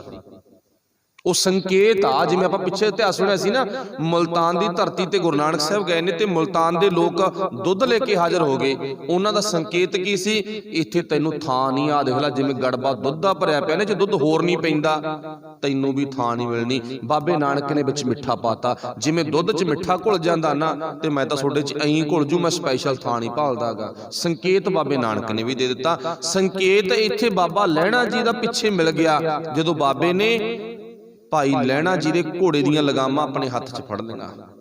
ਇਸ਼ਾਰਾ ਕੀ ਆ, ਬਾਬਾ ਲਹਿਣਾ ਜੀ ਨੇ ਆਪਣੇ ਮਨ ਦੀ ਲਗਾਮ ਬਾਬੇ ਨਾਨਕ ਨੂੰ ਦੇਤੀ। ਬਸ ਇੱਥੇ ਗੁਰੂ ਨਾਨਕ ਸਾਹਿਬ ਦੇ ਪੈਰੀਂ ਡਿੱਗ ਪਿਆ, ਕਹਿੰਦਾ ਸੱਚੇ ਪਾਤਸ਼ਾਹ ਮੈਨੂੰ ਬਖਸ਼ ਲੈ, ਬਸ ਅੱਜ ਤੋਂ ਬਾਅਦ ਮੈਂ ਇੱਥੋਂ ਕਦੇ ਵੀ ਨਹੀਂ ਜਾਵਾਂਗਾ, ਮੈਂ ਨਹੀਂ ਜਾਵਾਂਗਾ, ਬਸ ਜੋ ਪਿੱਛੇ ਸੀ ਸਭ ਛੱਡਿਆ। ਹੁਣ ਬਾਬਾ ਲਹਿਣਾ ਜੀ ਦੇ ਘਰ 2 ਪੁੱਤਰ ਵੀ ਹੈ ਨਾ, ਦਾਤੂ ਦਾਸੂ, ਪਤਨੀ ਵੀ ਹੈਗੀ ਮਾਤਾ ਖੀਵੀ, ਜਿਹੜੀ ਮਾਂ ਨੂੰ ਗੁਰਬਾਣੀ ਦੇ ਵਿੱਚ ਬੈਠਣ ਨੂੰ ਥਾਂ ਮਿਲ ਗਿਆ। ਆਪਾਂ ਨੂੰ ਗੁਰਬਾਣੀ ਦੇ ਦਰਸ਼ਨ ਕਰਨ ਨੂੰ ਥਾਂ ਵਾਹਿਗੁਰੂ ਘੱਟ ਮਿਲਦਾ, ਚਲੋ ਜਿਨ੍ਹਾਂ ਨੂੰ ਮਿਲਦਾ ਉਹ ਧੰਨਤਾ ਦੇ ਯੋਗ ਨੇ। ਤੇ ਪਰ ਬੀਬੀ ਖੀਵੀ ਜੀ ਨਾ, ਜਿਨ੍ਹਾਂ ਨੂੰ ਅਸੀਂ ਪਿਆਰ ਦੇ ਨਾਲ ਮਾਤਾ ਖੀਵੀ ਕਹਿੰਦੇ ਆ, ਇਹ ਬਾਬਾ ਲਹਿਣਾ ਜੀ ਦੇ ਘਰ ਵਾਲੀ ਆ, ਤੇ ਇਹਨੂੰ ਥਾਂ ਬਾਬੇ ਨਾਨਕ ਦੀ ਬਾਣੀ 'ਚ ਮਿਲੀ ਹੋਈ ਆ। ਕੱਲੀ ਇੱਕੋ ਹੀ ਮਾਂ। ਹੁਣ ਇੱਕ ਥੋੜਾ ਜਿਹਾ ਪਿੱਛੇ ਹੋਰ ਨਕਸ਼ਾ ਬਣਾ ਲਓ, ਮੰਨ ਲਓ ਵੀ ਕੁਦਰਤੀ ਤੌਰ ਤੇ ਬੰਦਾ ਜਿਹੜਾ ਆਪਣੇ ਘਰ ਦੇ ਵਿੱਚ ਉੱਗਾ ਹੋਵੇ ਨਾ, ਥੋੜਾ ਜਿਹਾ ਆਪਣੇ ਪਿੰਡ 'ਚ, ਆਪਣੇ ਏਰੀਏ 'ਚ, ਪੂਰੇ ਸੰਸਾਰ 'ਚ, ਤੇ ਉਹਦੀ ਭਾਵਨਾ ਕੀ ਹੁੰਦੀ ਹੈ, ਮੈਥੋਂ ਬਾਅਦ ਮੇਰੇ ਘਰ ਵਾਲੀ, ਮੇਰੀ ਭੈਣ, ਮੇਰੇ ਹੋਰ ਇਰਦ ਗਿਰਦ ਖੂਨ ਦੇ ਰਿਸ਼ਤੇ ਵਿੱਚੋਂ ਪੁੱਤਰ ਧੀਆਂ, ਉਹ ਥਾਂ ਲੈਣ ਮੇਰੀ, ਦੂਜੇ ਨੂੰ ਨਹੀਂ ਦੇਣੀ। ਨਾ ਨਾ ਨਾ, ਦੂਜੇ ਨੂੰ ਤਾਂ ਉਦੋਂ ਥਾਂ ਦੇਣੀ ਆ ਮੈਂ ਜਦੋਂ ਵਾਧੂ ਹੋ ਗਈ, ਉਦੋਂ ਪਹਿਲਾਂ ਤਾਂ ਇਹ ਮੇਰੇ ਘਰ ਵਿੱਚ ਹੀ ਰਹੇ। ਅੱਜ ਨਹੀਂ ਲੀਡਰਾਂ ਨੂੰ ਹੁੰਦਾ, ਪਹਿਲਾਂ ਮੈਂ ਲੀਡਰ ਹਾਂ, ਫਿਰ ਮੇਰਾ ਪੁੱਤ ਬਣ ਜੇ, ਫਿਰ ਪੋਤਾ ਬਣ ਜੇ, ਦੂਜੇ ਨੂੰ ਥਾਂ ਨਾ ਨਾ ਨਾ, ਤੀਜਾ ਨਹੀਂ ਇੱਥੇ ਆ ਸਕਦਾ ਕੋਈ। ਇਹ ਤਾਂ ਬਾਬਾ ਨਾਨਕ ਹੀ ਆ, ਸੱਚੀ ਪਾਤਸ਼ਾਹ ਨਾ, ਸੱਚੀ ਮਿੱਚੀ ਵੱਡਾ ਸੀ। ਕਿਉਂ ਵੱਡਾ ਸੀ, ਕਿੱਡਾ ਦਿਲ ਵੱਡਾ ਹਨਾ। ਤੇ ਇੱਥੇ ਗੁਰੂ ਨਾਨਕ ਸਾਹਿਬ ਨੇ ਪਰਖ ਕਰਨੀ ਸ਼ੁਰੂ ਕਰ ਦਿੱਤੀ। ਜਿਹੜੀ ਆਪਾਂ ਵੱਡੇ ਦੀ ਗੱਲ ਕਰਦੇ ਸੀ ਨਾ, ਇੱਥੇ ਬੇਬੇ ਸੁਲੱਖਣੀ ਬਾਬਾ ਨਾਨਕ ਦੇ ਘਰ ਵਾਲੀ ਹੈ ਨਾ, ਉਹਦਾ ਨਾਮ ਵੀ ਗੁਰਬਾਣੀ 'ਚ ਨਹੀਂ ਆਇਆ। ਨਾਨਕ ਲਫ਼ਜ਼ ਦਾ ਪਤਾ ਹੀ ਨਹੀਂ ਕਿੰਨੇ ਕੁ ਵਾਰੀ ਗੁਰਬਾਣੀ ਵਿੱਚ ਆਇਆ ਨਾਨਕ ਲਫ਼ਜ਼, ਪਰ ਨਾਨਕੀ ਲਫ਼ਜ਼ ਗੁਰਬਾਣੀ ਦੇ ਵਿੱਚ ਨਹੀਂ ਆਇਆ। ਪਰ ਬਹੁਤ ਸਤਿਕਾਰਯੋਗ ਭੈਣ ਆ ਬੇਬੇ ਨਾਨਕੀ, ਗੁਰੂ ਨਾਨਕ ਸਾਹਿਬ ਦੀ ਅਤੀ ਸਤਿਕਾਰਯੋਗ। ਨਾਨਕ ਨੇ ਵੱਡਾ ਮੰਨਿਆ, ਤੂੰ ਵੱਡੀ ਆ, ਤੇਥੋਂ ਮੈਨੂੰ ਸਭ ਕੁਝ ਮਿਲਿਆਗਾ, ਤੇਥੋਂ ਮਿਲਿਆ ਨਾ, ਤੇਰੇ ਕਰਕੇ ਮੈਂ ਐਡਾ ਵੱਡਾ ਹੋਇਆਗਾ। ਜੇ ਤੂੰ ਨਾ ਹੁੰਦੀ ਮੈਂ ਕਿੱਥੇ ਵੱਡਾ ਹੋ ਜਾਂਦਾ, ਮੇਰਾ ਨਾਂ ਕੁਝ ਹੋਰ ਹੀ ਰੱਖ ਦੇਣਾ ਸੀ। ਤੇਰਾ ਨਾਂ ਨਾਨਕੀ ਰੱਖਿਆ, ਮੇਰਾ ਨਾਂ ਨਾਨਕ ਰੱਖ ਦਿੱਤਾ, ਤੇ ਨਾਨਕ ਦਾ ਅਰਥ ਸਭ ਤੋਂ ਵੱਡਾ ਤੇਥੋਂ ਮਿਲਿਆ ਨਾ। ਪਰ ਬੇਬੇ ਨਾਨਕੀ ਦਾ ਨਾਂ ਵੀ ਨਹੀਂ ਆਇਆ। ਪਰ ਜੇ ਨਾ ਆਇਆ ਨਾ, ਤੇ ਆਪਾਂ ਨੂੰ ਪਤਾ ਹੈਗਾ ਵੀ ਉਹ ਮਾਤਾ ਖੀਵੀ ਦਾ ਆਇਆਗਾ। ਇੱਥੇ ਨਹੀਂ ਕਿਹਾ ਵੀ ਇਹ ਤਾਂ ਮੱਤੇ ਦੀ ਸਰਾਂ ਦੇ ਆ, ਤੇ ਮੈਂ ਤਾਂ ਜਿਹੜੇ ਕਰਤਾਰਪੁਰ 'ਚ ਰਹਿੰਦੇ ਉਹਨਾਂ ਦਾ ਨਾਂ ਆਪਣੇ ਇੱਥੇ ਪਾਊਂਗਾ। ਇਹ ਨਹੀਂ ਕਿਹਾ ਵੀ ਜਿਹੜੇ ਤਲਵੰਡੀ ਦੇ ਵਸਨੀਕ ਆ ਨਾ, ਮੈਂ ਤਾਂ ਉਹਨਾਂ ਦਾ ਨਾਂ ਇੱਥੇ ਪਾਊਂਗਾ। ਇਹ ਨਹੀਂ ਕਿਹਾ ਮੈਂ ਤਾਂ ਆਪਣੇ ਖੂਨੀ ਰਿਸ਼ਤੇ ਵਿੱਚੋਂ ਇੱਥੇ ਚੌਧਰ ਦੇਵਾਂਗਾ, ਮੈਂ ਨਹੀਂ ਹੋਰ ਕਿਸੇ ਨੂੰ ਖੰਘਣ ਦਿੰਦਾ। ਇੱਥੇ ਅੱਜ ਦਾ ਸੁਭਾਅ ਉਹ ਆਪਾਂ ਮਿਲਾ ਕੇ ਵੇਖ ਸਕਦੇ ਹਾਂ ਇੱਥੇ। ਚਲੋ, ਕਹਿਣ ਤੋਂ ਭਾਵ ਗੁਰੂ ਨਾਨਕ ਸਾਹਿਬ ਦੇ ਚਰਨਾਂ ਵਿੱਚ ਬਾਬਾ ਲਹਿਣਾ ਜੀ ਨੇ ਆਪਣਾ ਸਿਰ ਆ ਜਿਹੜਾ ਉਹ ਧਰ ਦਿੱਤਾ। ਅੱਜ ਤੋਂ ਬਾਅਦ ਮੈਂ ਤੇਰਾ ਹੋ ਗਿਆ, ਮੈਂ ਹੁਣ ਕਿਤੇ ਵੀ ਨਹੀਂ ਜਾਵਾਂਗਾ। ਭਾਈ ਭਗੀਰਥ, ਮਨਸੁਖ, ਜਿਹੜੇ ਪਿੱਛੇ ਨੇਹੋਂ ਕੇਹੋਂ, ਆਪਾਂ ਨੂੰ ਪਤਾ ਨਾ ਗੁਰੂ ਦੇ ਸਿੱਖ ਬਾਬਾ ਬੁੱਢਾ ਜੀ, ਭਾਈ ਜੋਧ, ਬਾਬਾ ਸਿੰਘਾਂ ਜੀ, ਉਹ ਵੀ ਗੁਰੂ ਨਾਨਕ ਦੇ ਸਿੱਖ ਹਨ ਨਾ, ਉਹਨਾਂ ਵਿੱਚ ਹੀ ਬਾਬਾ ਲਹਿਣਾ ਸ਼ਾਮਲ ਹੋ ਗਿਆ। ਇੱਥੋਂ ਅਗਲਾ ਇਤਿਹਾਸ। ਹੁਣ ਗੁਰੂ ਨਾਨਕ ਸਾਹਿਬ ਦੀ ਜਿਹੜੀ ਉਮਰ ਆ ਗਈ ਉਹ ਕਾਫੀ ਵੱਡੀ ਹੋ ਚੁੱਕੀ ਆ। ਹੁਣ ਆਪਾਂ ਨੂੰ ਪਤਾ ਨਾ ਗੁਰੂ ਨਾਨਕ ਸਾਹਿਬ ਨੇ ਜਿਹੜੀ ਗੁਰਬਾਣੀ ਇਕੱਤਰ ਕੀਤੀ ਆ, ਉਹਦਾ ਅੱਗੇ ਪ੍ਰਚਾਰ ਕਰਨਾਗਾ। ਤੇ ਜੋ ਇੰਨੀ ਸੰਗਤ ਥਾਂ ਥਾਂ ਤੇ ਤਿਆਰ ਹੋ ਗਈ, ਉਹਨਾਂ ਨੂੰ ਭਾਵ ਅੱਗੇ ਦੀ ਅੱਗੇ ਹੋਰ ਵਾਧਾ ਵਿੱਚ ਲੈ ਕੇ ਆਉਣਾ। ਮਤਲਬ ਕਿ ਫਸਲ ਆ ਨਾ, ਹਰ ਇੱਕ ਕਿਸਾਨ ਨੂੰ ਹੁੰਦਾ ਮੇਰੀ ਐਤਕੀ 60 ਮਣ ਦੀ ਤੇ ਗਾਹਾਂ ਨੂੰ 70 ਮਣ ਦੀ ਹੋਵੇ, ਇਦਾਂ ਦਾ ਪੱਖ ਆ ਨਾ। ਤੇ ਹੁਣ ਇੰਨੀ ਜਿਹੜੀ ਥਾਂ ਥਾਂ ਤੇ ਬੀਜ ਬੀਜੇ ਗਏ, ਗੁਰਬਾਣੀ ਇਕੱਤਰ ਹੋਈ ਆ, ਜਿੰਨੀ ਹੋਈ ਆ ਹੁਣ ਤੱਕ 19 ਰਾਗਾਂ ਦੇ ਵਿੱਚ ਬੜੀ ਸੋਹਣੇ ਢੰਗ ਦੇ ਨਾਲ ਨਾ ਘੋਖ ਵਿਚਾਰ ਕਰਕੇ ਗੁਰੂ ਨਾਨਕ ਸਾਹਿਬ ਨੇ 19 ਰਾਗਾਂ ਦੇ ਵਿੱਚ ਆਪਣੀ ਬਾਣੀ ਇਕੱਤਰ ਕੀਤੀ, ਜਿਹਦੇ ਵਿੱਚ ਬਾਬਾ ਕਬੀਰ ਸਾਹਿਬ, ਭਗਤ ਰਵਿਦਾਸ ਜੀ, ਆਪਾਂ ਸਾਰਾ ਪਿੱਛੇ ਸੁਣ ਕੇ ਆਏ ਆ। ਭਗਤ ਫਰੀਦ ਵਰਗਿਆਂ ਦੀ ਬਾਣੀ ਵੀ ਇਕੱਤਰ ਹੋ ਚੁੱਕੀ ਹੈ ਪੋਥੀ ਦੇ ਵਿੱਚ। ਤੇ ਇਹਨੂੰ ਸੰਭੂ ਕੌਣ? ਇਹ ਨਾ ਹੋਵੇ ਵੀ ਇਹ ਬਾਣੀ ਕਿਤੇ ਖਿੱਲਰ ਜੇ, ਖਿੱਲਣ ਤੋਂ ਭਾਵ ਇਹਦੀ ਕੋਈ ਸਾਂਭ ਸੰਭਾਲ ਨਾ ਕਰੇ। ਸਾਂਭਣ ਵਾਲਾ ਕੌਣ ਚਾਹੀਦਾ? ਵਧੀਆ ਪਾਰਖੂ ਸਿੰਘ ਚਾਹੀਦਾ, ਕੋਈ ਪਾਰਖੂ ਚਾਹੀਦਾ ਨਾ। ਤੇ ਉਹ ਹੁਣ ਗੁਰੂ ਨਾਨਕ ਸਾਹਿਬ ਨੇ ਆਪਾਂ ਨੂੰ ਪਤਾ ਪਰਖ ਕਰਨੀ ਸ਼ੁਰੂ ਕਰ ਦਿੱਤੀ। ਉਹ ਜਿਹੜੀਆਂ ਅਗਲੀਆਂ ਕਹਾਣੀਆਂ ਨਾ, ਚਾਹੇ ਉਹਨਾਂ ਨੂੰ ਸਿੱਖਿਆਦਾਇਕ ਮੰਨ ਲਓ ਤੇ ਚਾਹੇ ਉਹਨਾਂ ਨੂੰ ਮਿਥਿਆਸਕ ਮੰਨ ਲਓ, ਗੁਰੂ ਨਾਨਕ ਸਾਹਿਬ ਨੇ ਆਪਣੇ ਪੁੱਤਰਾਂ ਨੂੰ ਵੀ ਪਰਖ ਕੇ ਵੇਖਿਆ। ਲਖਮੀ ਦਾਸ ਵੀ ਫੇਲ ਆ, ਉਹ ਗ੍ਰਸਤੀ ਪਰਿਵਾਰ ਵਿੱਚ ਚਲਾ ਗਿਆ ਨਾ। ਤੇ ਬਾਬੇ ਨਾਨਕ ਦੀ ਨੂੰਹ ਦਾ ਨਾਮ ਧਨਵੰਤੀ ਦੇਵੀ, ਤੇ ਘਰ ਦੇ ਵਿੱਚ ਇੱਕ ਪੁੱਤਰ ਵੀ ਹੋਇਆ ਜਿਹਨੂੰ ਬਾਬੇ ਨਾਨਕ ਦਾ ਪੋਤਾ ਹੋਣ ਦਾ ਭਾਵ ਸੁਭਾਗ ਮਿਲਿਆਗਾ, ਪਰ ਨਹੀਂ ਕੋਈ ਖਰਾ ਨਹੀਂ ਉਤਰਿਆਗਾ। ਤੇ ਸ੍ਰੀ ਚੰਦ ਦਾ ਜਿਹੜਾ ਉਹ ਆਪਾਂ ਨੂੰ ਪਤਾ, ਗੁਰੂ ਨਾਨਕ ਸਾਹਿਬ ਬਾਰ ਪ੍ਰਚਾਰਕ ਦੌਰੇ ਤੇ ਨੇ, ਉਹਨਾਂ ਨੂੰ ਹੰਕਾਰ ਹੋ ਗਿਆ। ਮੈਂ ਨਹੀਂ ਕਹਿੰਦਾ, ਗੁਰੂ ਨਾਨਕ ਸਾਹਿਬ ਦੇ ਪੁੱਤ ਨੇ, ਬੜੇ ਸਤਿਕਾਰਯੋਗ ਨੇ, ਆਪਾਂ ਉਹਨਾਂ ਦੇ ਰੋਮ ਵਰਗੇ ਵੀ ਨਹੀਂ ਬਣ ਸਕਦੇਗੇ, ਪਰ ਗੁਰਬਾਣੀ ਵਿੱਚ ਗੁਰੂ ਨਾਨਕ ਪਾਤਸ਼ਾਹ ਨੇ ਲਿਖਵਾਇਆਗਾ। ਕੀ ਲਿਖਵਾਇਆ? ਪੁੱਤਰੀ ਕੌਲ ਨਾ ਪਾਲਿਓ। ਗੁਰੂ ਨਾਨਕ ਸਾਹਿਬ ਨੇ ਲਿਖਵਾਇਆ ਨਾ, ਪੁੱਤਰੀ ਕੌਲ ਨਾ ਪਾਲਿਓ। ਪੁੱਤਰਾਂ ਨੇ ਨਾਨਕ ਦੀ ਗੱਲ ਮੰਨਣ ਦੀ ਬਜਾਏ ਮੂੰਹ ਮੋਟਾ ਕਰ ਲਿਆ। ਕੁਦਰਤੀ ਤੌਰ ਤੇ ਨਾ ਜਿਹੜੇ ਪੁੱਤ ਨੂੰ ਬਣਿਆ ਬਣਾਇਆ ਸਭ ਕੁਝ ਮਿਲ ਜੇ, ਉਹਦਾ ਸੁਭਾਅ ਹੁੰਦਾਗਾ ਵੀ ਲੈ ਮੈਂ ਕਿਹਦੇ ਲੈਣ ਦੇਣ ਦਾਗਾ, ਹੁਣ ਮੇਰੀ ਰੀਸ ਕੌਣ ਕਰੂਗਾ, ਬਣਿਆ ਬਣਾਇਆ ਮਿਲ ਗਿਆ। ਤੇ ਜਿਹਨੇ ਮਿਹਨਤ ਕੀਤੀ ਉਹਨੂੰ ਪਤਾ ਹੁੰਦਾ ਵੀ ਮੈਂ ਇਕੱਠਾ ਕਿਵੇਂ ਕੀਤਾ, ਕਿਵੇਂ ਮਿਹਨਤ ਕਰਕੇ ਸਾਰਾ ਕੁਝ ਬਣਾਇਆਗਾ। ਤੇ ਗੁਰੂ ਨਾਨਕ ਸਾਹਿਬ ਨੇ ਕਿਹਾ ਵੀ ਤੁਸੀਂ ਉਸ ਮੱਤ ਦੇ ਮੁਤਾਬਕ ਚੱਲੋ, ਪਰ ਕੁਦਰਤ ਦਾ ਇੱਕ ਰੂਲ ਆ, ਨਹੀਂ ਚੱਲੇਗੇ।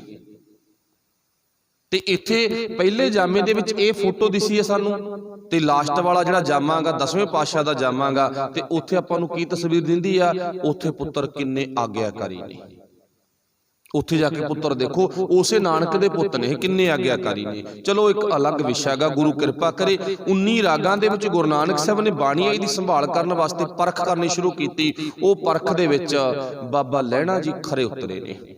ਚਾਹੇ ਉਹ ਗੰਦੇ ਟੋਏ ਵਿੱਚੋਂ ਪਾਣੀ ਦਾ ਆਪਣਾ ਲੋਟਾ ਜਿਹੜਾ ਹੈ, ਭਾਂਡਾ ਗਾ ਡਿੱਗਿਆ ਗਾ, ਉਹਨੂੰ ਕੱਢਣ ਦਾ ਸੰਕੇਤ ਆ, ਚਾਹੋ ਇੱਕ ਸੰਕੇਤ ਆ। ਵੈਸੇ ਤਾਂ ਉਹ ਭਾਂਡਾ ਨਾ ਗੁਰੂ ਨਾਨਕ ਸਾਹਿਬ ਨੇ ਪਹਿਲਾਂ ਕੱਢ ਲਿਆ, ਜੋਗੀਆਂ ਕੋਲੋਂ ਕਢਾ ਕੇ ਲਿਆਂਦਾ। ਜੋਗੀ ਗਾਂਧੀ ਸੀ, ਉਹਨਾਂ ਕੋਲੋਂ ਸੱਚ ਦਾ ਭਾਂਡਾ ਕੱਢਿਆ ਬਾਹਰ। ਸੱਜਣ ਠੱਗ, ਭੂਮੀਆਂ ਚੋਰ, ਕਿੰਨੇ ਲੋਕ ਨੇ ਜਿਨ੍ਹਾਂ ਨੂੰ ਪਿੱਛੇ ਗੁਰੂ ਨਾਨਕ ਸਾਹਿਬ ਮਿਲ ਕੇ ਆਏ ਨੇ, ਉਹਨਾਂ ਕੋਲੋਂ ਭਾਂਡਾ ਖਿੱਚ ਕੇ ਲਿਆਂਦਾ, ਗੰਦ ਚੋਂ ਗੁਣ ਕੱਢ ਕੇ ਲਿਆਂਦੇ। ਤੇ ਇੱਥੇ ਬਾਬਾ ਲਹਿਣਾ ਜੀ ਆ, ਉਹ ਪਾਰਖੂ ਵਿਰਤੀ ਦੀ ਮਾਲਕ ਨੇ, ਸੋਚ ਦੇ, ਬੁੱਧੀ ਦੇ ਉੱਚੀ ਸੁੱਚੀ ਭਾਵ ਉਹਨਾਂ ਦੀ ਜੀਵਨ ਯਾਤਰਾ, ਉਹਨਾਂ ਦਾ ਜੀਵਨ ਬੜਾ ਚੜ੍ਹਦੀ ਕਲਾ ਵਾਲਾ। ਗੁਰੂ ਨਾਨਕ ਸਾਹਿਬ ਨੇ ਆਪਣਾ ਸੰਕੇਤ, ਆਪਣਾ ਮਤਲਬ ਕਿ ਪੱਖ ਆ ਜਿਹੜਾ, ਉਹ ਬਾਬਾ ਲਹਿਣਾ ਜੀ ਨਾਲ ਜੋੜਿਆ।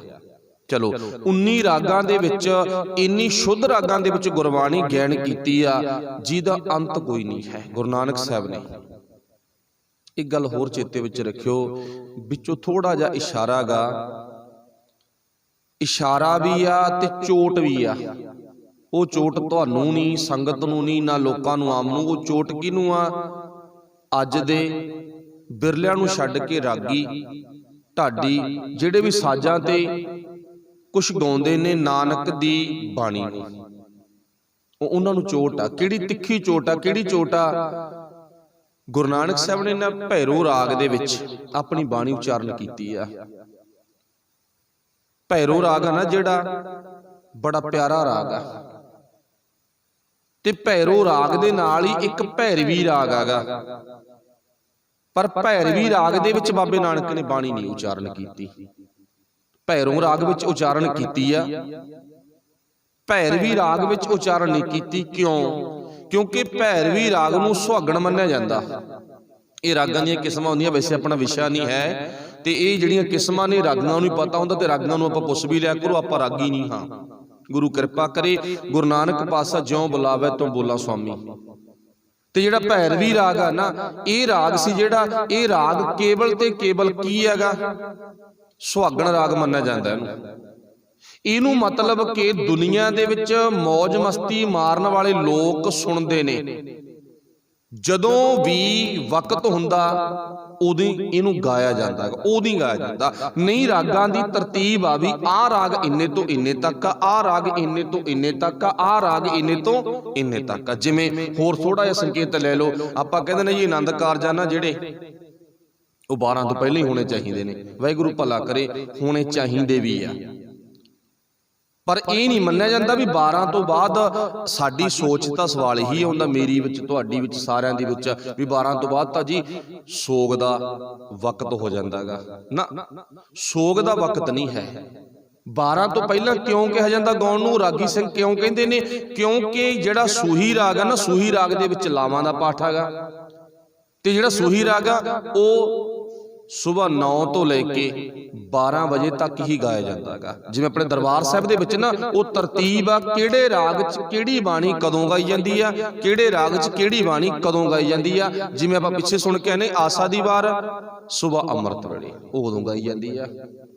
मतलब इदा रागां दा वक्त आ, इवें जिवें सूही राग दे विच लावां ने, ताइयों कहा जांदा भी 12 वजे तो पहलां पहलां सूही राग दीयां लावां पढ़ीआं जाण। हुण जिहड़ा भैरवी राग आ ना, ये ओ राग आ जिहनूं जदों मर्जी गाया जावे। ये तकड़े लोग जिहड़े अमीर लोग सी ना, ते उन्हां लोकां ने इस सुहागणी राग नूं चंगा मन्निआ। कुदरती गल आ, अमीर जिहड़ी चीज़ नूं चंगा मन्नू ना, लोग मगर लग जांदे ने, परख नहीं करदे भी आपां इहदे मगर थोड़ी लगणागा। आपां नूं की चंगा लगदा आपां वेखो, नहीं अपना सुभाव हुंदा ना भी जिवें अमीर करदा उवें चलो आपां। ते अज वड्डियां पिछे लग के साडा बहुत ज़्यादा नुकसान भी होया, पर इदां नहीं चाहीदा। गुरु नानक साहिब दा मत की आ, अपनी मत गुरु दी मत आ जिहड़ी ओह अपना पाई। हुण वड्डे लोग उह सुहागणी राग नूं मानता दे बैठे, भैरवी राग नूं इवें जिवें साडे लोकां ने मानता देती। क्यों? जदों अपने घर दे विचों परेशान हुंदे सी ना, ओह फिर गंदे अड्डियां ते वग जांदे सीगे। बाबे नानक ने ओह गंदा राग गुरबाणी च ऐड नहीं कीतागा, 19 रागां च ऐड नहीं कीतागा। भैरवी राग गंदा राग, सुहागणी राग ओह गंदे अड्डियां ते वग जांदे ना, उत्थे जाके नच्चण वालियां नूं कहंदे तुसीं नच्चो। ओह फिर जदों कोई जांदा ना, चाहे रात नूं, चाहे दिने, चाहे कोई पिछले पैर, चाहे कोई शाम नूं, ओह जदों भी कोई जांदा ओह पैसे लैंदियां, ओही राग गाउणा शुरू कर दिंदियां। किहड़ा किहड़ा? भैरवी राग हैगा। बाबे नानक ने बेसवा दे दर ते गाउण वाला भैरवी राग बाणी च दर्ज नहीं कीता, ते अज जिन्ने रागी ने बिरलिਆਂ ਨੂੰ ਛੱਡ के सारे गीतां दीयां तर्जां ते कीर्तन करदे। असीं भी ढोल सिर मारी जाने, बड़ा वधिया रागी है, परख नहीं, लैना नहीं, देना नहीं कोई। समझ गए ना भी मतलब कि असीं कित्थे खड़े अज, साडे रागी कित्थे खड़े ने? तर्जां ते तर्जां, तर्जां ते तर्जां। शब्द बाबे नानक दा गा, तर्ज गाणे दी आ। ते बहुते तां अखंड पाठ दे विच पाठी भी तर्जां लाउण लगे ने। माफ करना, अज दे हालात आ ने, ताइयों साडा सुधार नहीं हो रहा। बाबा नानक किन्ना उच्ची सुच्ची बुद्धि दा मालक सी, भैरवी राग बाणी च दर्ज ही नहीं कीतागा, छड्डता। चलो अपना विशा नहीं सी। गुरु नानक साहब ने इत्थे परख कीती, गंद चों लोटा कढना, चाहे मरी हुई चूही दा पक्ख आउंदागा, चाहे खेतां विचों नदीन चुक्कण दा कख आउंदा, नदीन पुੱਟ के ਝੋਨੇ ਦੇ ਵਿੱਚੋਂ ਨਦੀਨ ਪੁੱਟ ਕੇ ਨਾ ਬਾਬਾ ਲਹਿਣਾ ਜੀ ਦੇ ਸਿਰ ਤੇ ਪੰਡ ਧਰਦੇ ਹੈਗੇ। ਰੇਤੇ ਦੀ ਲਿਬੜੀ ਤੇ ਮਾਤਾ ਸੁਲੱਖਣੀ ਹੱਥ ਬੰਨ੍ਹਦੀ ਆ ਵੀ ਇੰਨਾ ਸਿਆਣਾ ਸੋਹਣਾ ਨੌਜਵਾਨ ਆ, ਤੁਸੀਂ ਕਿੰਨੀ ਬੇਕਦਰੀ ਕਰਦੇ ਹੋ। ਕਹਿੰਦਾ ਬੇਕਦਰੀ ਨਹੀਂ, ਇਹਦੇ ਸਿਰ ਤੇ ਤਾਂ ਨਾ ਕੌਮ ਦਾ ਛਤਰ ਟਿਕ ਗਿਆ। ਜਿਹੜਾ ਰੇਤਾ ਡੁੱਲਦਾ ਨਾ, ਜਿਹੜਾ ਪਾਣੀ ਪੈਂਦਾ ਨਾ, ਜਿਹੜਾ ਗੰਦਾ ਉੱਤੇ भाव कखां पट्ठियां दा पानी डुलदा गा, ये सारा ना बाबा लहणा जी ते अतर डुल रहा गा। ये मिट्टी दा, मिट्टी घट्टे दा गंदा मंदा पानी नहीं है, संकेत है एक। ठीक है ना? कहण तो भाव बाबा लहणा जी वो परख दे विच खरे उतरे। इसे दौरान ही आपां नूं पता 1534 दे विच बाबा मरदाना जी अकाल चलाना कर गए सन। ते गुरु नानक साहब ने अपने हथीं सारी रस्म उन्हां दी आप निभाई है। सारी उम्र बाबा मरदाना जी ने गुरु नानक साहब दे ना सन्मुख बैठ के गुजारी है। ते गुरु नानक साहब ने कोई उन्हां नूं फल घट नहीं दिता, ते बाबे नानक ने मरदाने नूं भी गुरबाणी च बहालिया, कहंदा आजा बह जा। चलो कहण तो भाव गुरु नानक साहब जी ने इत्थे किन्नी सोहणे ढंग दे नाल परख कीती, ते परख करन तो बाद गुरु नानक साहब ने जिहड़ी गुरता गद्दी है ना, ਬਾਬਾ ਬੁੱਢਾ ਜੀ ਜੋ ਗੁਰੂ ਨਾਨਕ ਦੇ ਘਰ ਦੇ ਅਸਲੀ ਸੇਵਾਦਾਰ ਨੇ, ਸੱਚੇ ਸੇਵਕ ਨੇ, ਭਾਈ ਜੋਧ ਵਰਗੇ ਕਿੰਨੇ ਗੁਰਸਿੱਖ ਨੇ, ਸਾਰਿਆਂ ਦੇ ਸਨਮੁਖ ਹੋ ਕੇ ਬਾਬਾ ਲਹਿਣਾ ਜੀ ਜਦੋਂ ਪਰਖ ਦੇ ਵਿੱਚੋਂ ਖਰੇ ਉਤਰ ਗਏ ਨਾ, ਉਹਨਾਂ ਨੂੰ ਗੁਰਬਾਣੀ ਦੀ ਪੋਥੀ ਦੇ ਕੇ, ਬਾਬਾ ਗੁਰੂ ਨਾਨਕ ਸਾਹਿਬ ਨੇ ਨਾ ਗੁਰਬਾਣੀ ਦੀ ਪੋਥੀ ਦੇ ਕੇ ਤੇ ਆਪਣੇ ਵੱਲੋਂ ਨਾ ਨਮਸਕਾਰ ਕਰ ਦਿੱਤੀ ਤੇ ਨਾਲ ਕੀ ਕਹਿ ਦਿੱਤਾ, ਅੱਜ ਤੋਂ ਬਾਅਦ ਸਾਡਾ ਸਵਰੂਪ, ਸਾਡੀ ਜੋਤ ਇਹ ਲਹਿਣੇ ਵਿੱਚ ਟਿਕ ਚੁੱਕੀ ਆ। ਲਹਿਣੇ ਨੂੰ ਨਮਸਕਾਰ ਕਰਕੇ ਅੱਜ ਤੱਕ ਬਾਬੇ ਨਾਨਕ ਨੇ ਕਿਸੇ ਨੂੰ ਨਮਸਕਾਰ ਨਹੀਂ ਕੀਤੀ।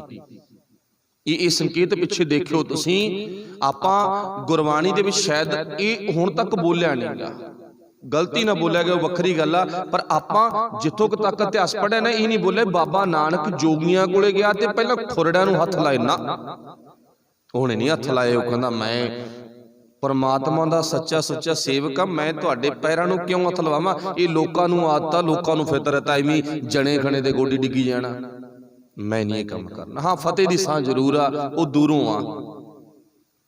ਤੇ ਗੁਰੂ ਨਾਨਕ ਸਾਹਿਬ ਵਰਗੇ ਕਿੰਨੇ ਕਿੰਨੇ ਮਤਲਬ ਕਿ ਕਹਿੰਦੇ ਕਹਾਉਂਦੇ ਪੜ੍ਹੇ ਲਿਖੇ ਵਿਦਵਾਨਾਂ ਕੋਲ ਵੀ ਗਏ, ਬ੍ਰਹਮਦਾਸ ਵਰਗਿਆਂ ਕੋਲ ਕਸ਼ਮੀਰ ਦੇ ਵਿੱਚ। ਨਹੀਂ ਕੁਦਰਤੀ ਗੱਲ, ਆਪਣੇ 'ਚ ਜਿਹੜਾ ਮਰਜ਼ੀ ਪੜ੍ਹਿਆ ਲਿਖਿਆ ਆ ਜੇ, ਕੋਈ ਜ਼ਿਆਦਾ ਥੋੜਾ ਉੱਚੀ ਕੁਆਲਿਟੀ ਦਾ ਹੋਵੇ, ਸਾਡਾ ਸੁਭਾਅ ਕੀ ਆਪਾਂ ਨਾਲ ਦੀ ਨਾਲ ਉਹਦੇ ਗੋਡੀ ਹੱਥ ਲਾਉਣ ਲੱਗ ਜਾਂਗੇ, ਪੈਰੀਂ ਹੱਥ ਜਾਂ ਝੁੱਕ ਕੇ ਉਹਨੂੰ ਸਲਾਮਾਂ ਕਰਨ ਲੱਗ ਜਾਂਗੇ। ਬਾਬੇ ਨਾਨਕ ਨੇ ਹੁਣ ਤੱਕ ਨਾ ਕਿਸੇ ਵਿਦਵਾਨ ਨੂੰ ਸਤਿਕਾਰ ਜ਼ਰੂਰ ਕੀਤਾ, ਬਣਦਾ ਪਿਆਰ ਬਖਸ਼ਿਆਗਾ, ਫਤਿਹ ਦੀ ਸਾਂਝ ਬੜੇ ਸੋਹਣੇ ਢੰਗ ਨਾਲ ਪਾਈ ਆ, ਪਰ ਝੁਕ ਕੇ ਸਲਾਮ ਨਹੀਂ ਕੀਤੀ। ਇਹ ਨਾਨਕ ਦੇ ਘਰ ਦਾ ਭਾਵ ਸੁਭਾਅ ਨਹੀਂ ਹੈ ਵੀ ਕਿਸੇ ਨੂੰ ਝੁਕ ਕੇ ਸਲਾਮ ਕਰਨੀ। ਤਾਈਓ ਸਾਨੂੰ ਕਿਹਾਗਾ, ਸਾਨੂੰ ਕੋਈ ਇਹ ਨਹੀਂ ਕਿਹਾਗਾ ਵੀ ਤੁਸੀਂ ਝੁਕ ਕੇ ਸਲਾਮਾਂ ਕਰੋ, ਸਾਨੂੰ ਇਹ ਕਹੇ ਫਤਿਹ ਦੀ ਸਾਂਝ ਜ਼ਰੂਰ ਪਾਓ। ਤੇ ਪਰ ਜਿਹੜਾ ਝੁਕਣਾ ਨਾ, ਡੰਡੌਤ ਕਰਨੀ ਆ, ਉਹ ਕੇਵਲ ਗੁਰੂ ਅੱਗੇ ਕਰਨੀ ਆ, ਹੋਰ ਕਿਤੇ ਨਹੀਂ ਕਰਨੀ। ਹੁਣ ਇੱਥੋਂ ਸਾਨੂੰ ਸਿੱਖਿਆ ਕੀ ਮਿਲਦੀ ਆ? ਸਾਡਾ ਇੱਕ ਸਵਾਲ ਬਣ ਸਕਦਾ, ਫਿਰ ਸਰੀਰ ਹੀ ਬਾਬੇ ਲਹਿਣੇ ਦਾ ਨਾ, ਬਾਬੇ ਲਹਿਣੇ ਦੇ ਸਰੀਰ ਨੂੰ ਗੁਰੂ ਨਾਨਕ ਸਾਹਿਬ ਨੇ ਕਿਉਂ ਝੁਕ ਕੇ ਸਲਾਮ ਕੀਤੀ? ਇਹਦੇ ਵਿੱਚ ਕਾਰਨ ਕੀ ਆ? ਕਿਉਂਕਿ ਜਿਹੜੀ ਪੋਥੀ ਆ ਨਾ, ਉਹ ਬਾਬਾ ਲਹਿਣਾ ਜੀ ਦੇ ਹੱਥਾਂ ਵਿੱਚ ਚਲੀ ਗਈ। ਮਤਲਬ ਉਸ ਟਾਈਮ ਤੇ ਗੁਰੂ ਗ੍ਰੰਥ ਸਾਹਿਬ ਦੀ ਪੂਰੀ ਸੰਪੂਰਨ ਲਿਖਤ ਨਹੀਂ ਹੋਏਗੀ, ਪੋਥੀ ਹੈ ਗੁਰਬਾਣੀ ਦੀ, ਉਹ ਬਾਬੇ ਲਹਿਣੇ ਦੇ ਹੱਥਾਂ ਵਿੱਚ ਚਲੀ ਗਈ। ਤੇ ਬਾਬੇ ਲਹਿਣੇ ਦੇ ਹੱਥਾਂ ਵਿੱਚ ਪਈ ਹੋਈ ਪੋਥੀ ਨੂੰ ਗੁਰੂ ਨਾਨਕ ਸਾਹਿਬ ਨੇ ਝੁਕ ਕੇ ਸਲਾਮ ਕੀਤੀ ਆ। ਸਲਾਮ ਕਰਨ ਤੋਂ ਬਾਅਦ ਆਪਣੀ ਗਲ ਬੱਕੜੀ ਵਿੱਚ ਲੈ ਲਿਆ ਤੇ ਇਤਿਹਾਸਕ ਬਚਨਾ ਜਿਉਂ ਦੀਵੇ ਸੰਗ ਦੀਵਾ ਜੀ, ਅੰਗ ਪਰਸ ਕੇ ਅੰਗਦ ਬਣ ਗਿਆ। ਚੇਤਾ ਰੱਖਿਓ, ਬਾਬਾ ਲਹਿਣਾ ਜੀ ਦਾ ਨਾਮ ਮਾਤਾ ਪਿਤਾ ਨੇ ਲਹਿਣਾ ਰੱਖਿਆ ਹੈਗਾ, ਲਹਿਣੇਦਾਰ। ਅੱਜ ਗੁਰੂ ਨਾਨਕ ਸਾਹਿਬ ਦੇ ਘਰ ਵਿੱਚੋਂ ਮੱਤੇ ਦੀ ਸਰਾਂ ਵਾਲਾ ਬਾਬਾ ਲਹਿਣਾ ਸਾਰਾ ਕੁਝ ਹੀ ਲੁੱਟ ਕੇ ਲੈ ਗਿਆ। ਦੇਖੋ ਬਾਬਾ ਨਾਨਕ ਨਾ ਇਉਂ ਭਾਈ ਲੁੱਟਾਂ ਕਰਵਾਉਂਦਾ ਹੈਗਾ, ਇਉਂ ਦਿੰਦਾ ਦਾਤਾਂ ਬਾਬਾ ਨਾਨਕ, ਸਾਰਾ ਕੁਝ ਹੀ, ਕੁਝ ਵੀ ਨਹੀਂ ਰੱਖਿਆ ਆਪਣੇ ਕੋਲੇ, ਨਾ ਆਪਣੇ ਪੁੱਤਰਾਂ ਦੇ ਨਾਂ, ਨਾ ਸੁਲੱਖਣੀ ਦੇ ਨਾਂ, ਨਾ ਬੇਬੇ ਨਾਨਕੀ ਦੇ ਨਾਂ, ਨਾ ਆਪਣੇ ਮਾਤਾ ਪਿਤਾ ਦੇ ਨਾਂ, ਨਾ ਆਪਣੇ ਨਾਂ, ਸਭ ਕੁਝ ਹੀ ਬਾਬਾ ਲਹਿਣਾ ਜੀ ਨੂੰ ਸੌਂਪ ਦਿੱਤਾ। ਕਿਉਂ? ਕਿਉਂਕਿ ਬਾਬਾ ਲਹਿਣਾ ਜੀ ਦੀ ਹੁਣ ਤੱਕ ਜਿਹੜੀ 7 ਸਾਲਾਂ ਦੀ ਸੇਵਾ ਨਾ, ਉਹਦੇ ਵਿੱਚ ਕੁਆਲਿਟੀ ਵੇਖੀ ਆ, ਰਸ ਵੇਖਿਆ, ਉਹਦੇ ਵਿੱਚ ਬਾਬਾ ਲਹਿਣੀ ਜੀ ਦਾ ਜੀਵਨ ਦੇਖਿਆ, ਸੁੰਦਰ ਜੀਵਨ, ਸੋਹਣਾ ਜੀਵਨ, ਸੋਹਣੇ ਜੀਵਨ ਨੂੰ ਗੁਰੂ ਨਾਨਕ ਸਾਹਿਬ ਨੇ ਸਲਾਮ ਕੀਤੀ। ਆਪਣੀ ਗਲ ਬੱਕੜੀ ਵਿੱਚ ਲੈ ਕੇ, ਜੱਫੀ ਵਿੱਚ ਲੈ ਕੇ, ਬਸ ਜਿਉਂ ਦੀਵੇ ਸੰਗ ਦੀਵਾ ਜੀ, ਅੰਗ ਪਰਸ ਕੇ ਅੰਗਦ ਬਣ ਗਿਆ। ਬਾਬਾ ਬੁੱਢਾ ਜੀ ਵਰਗਾ ਨੂੰ ਇੰਨਾ ਪਿਆਰ ਬਖਸ਼ਿਆ, ਇੰਨਾ ਪਿਆਰ ਬਖਸ਼ਿਆ, ਸਦਾ ਲਈ ਗੁਰੂ ਨਾਨਕ ਨੇ ਗੁਰੂ ਨਾਨਕ ਦੇ ਘਰ ਦੇ ਸੇਵਕ ਬਣਾ ਦਿੱਤਾ। ਤੇ ਬਾਬਾ ਬੁੱਢਾ ਜੀ ਵਰਗੇ ਕੌਣ ਨੇ? ਤੇ ਉਹ ਪਿਆਰੇ ਗੁਰਸਿੱਖ ਨੇ, ਪਿਆਰ ਵਾਲਿਓ, ਜਿਨ੍ਹਾਂ ਨੇ ਗੁਰੂ ਨਾਨਕ ਦੇ ਘਰ ਵਿੱਚ ਰਹਿ ਕੇ ਰਸਮਾਂ ਸਾਰੀਆਂ ਅਦਾ ਕੀਤੀਆਂ, ਪਰ ਆਪਣੇ ਆਪ ਨੂੰ ਵੱਡਾ ਨਹੀਂ ਕਹਾਇਆ। ਆਪਣੇ ਆਪ ਨੂੰ ਪਹਿਲੇ ਪਾਤਸ਼ਾਹ ਦੇ ਸਨਮੁਖ ਸਾਰੀ ਕਿਰਿਆ ਗੁਰੂ ਨਾਨਕ ਸਾਹਿਬ ਤੇ ਬਾਬਾ ਲਹਿਣਾ ਜੀ ਦੀ ਮਿਲਣੀ ਦੀ ਉਹ ਬਾਬਾ ਬੁੱਢਾ ਜੀ ਨੇ ਕੀਤੀ ਆ।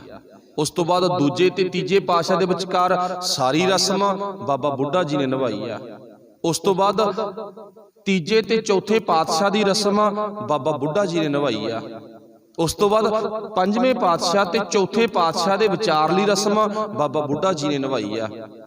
ਤੇ ਛੇਵੇਂ ਪਾਤਸ਼ਾਹ ਤੇ ਪੰਜਵੇਂ ਪਾਤਸ਼ਾਹ ਦੀ ਰਸਮ ਬਾਬਾ ਬੁੱਢਾ ਜੀ ਨੇ ਨਿਭਾਈ ਆ। ਆਪਣੇ ਹੱਥੀਂ ਤਿਲਕ ਦਿੱਤਾ। ਤੇ ਹੁਣ ਇੱਥੇ ਤਿਲਕ ਤੇ ਥੋੜੀ ਜਿਹੀ ਵਿਚਾਰ ਕਰ ਲਈਏ ਆਪਾਂ। ਇਤਿਹਾਸ ਤੁਸੀਂ ਜਾਣਦੇ ਹੋ, ਤਿਲਕ ਕਾਹਦਾ?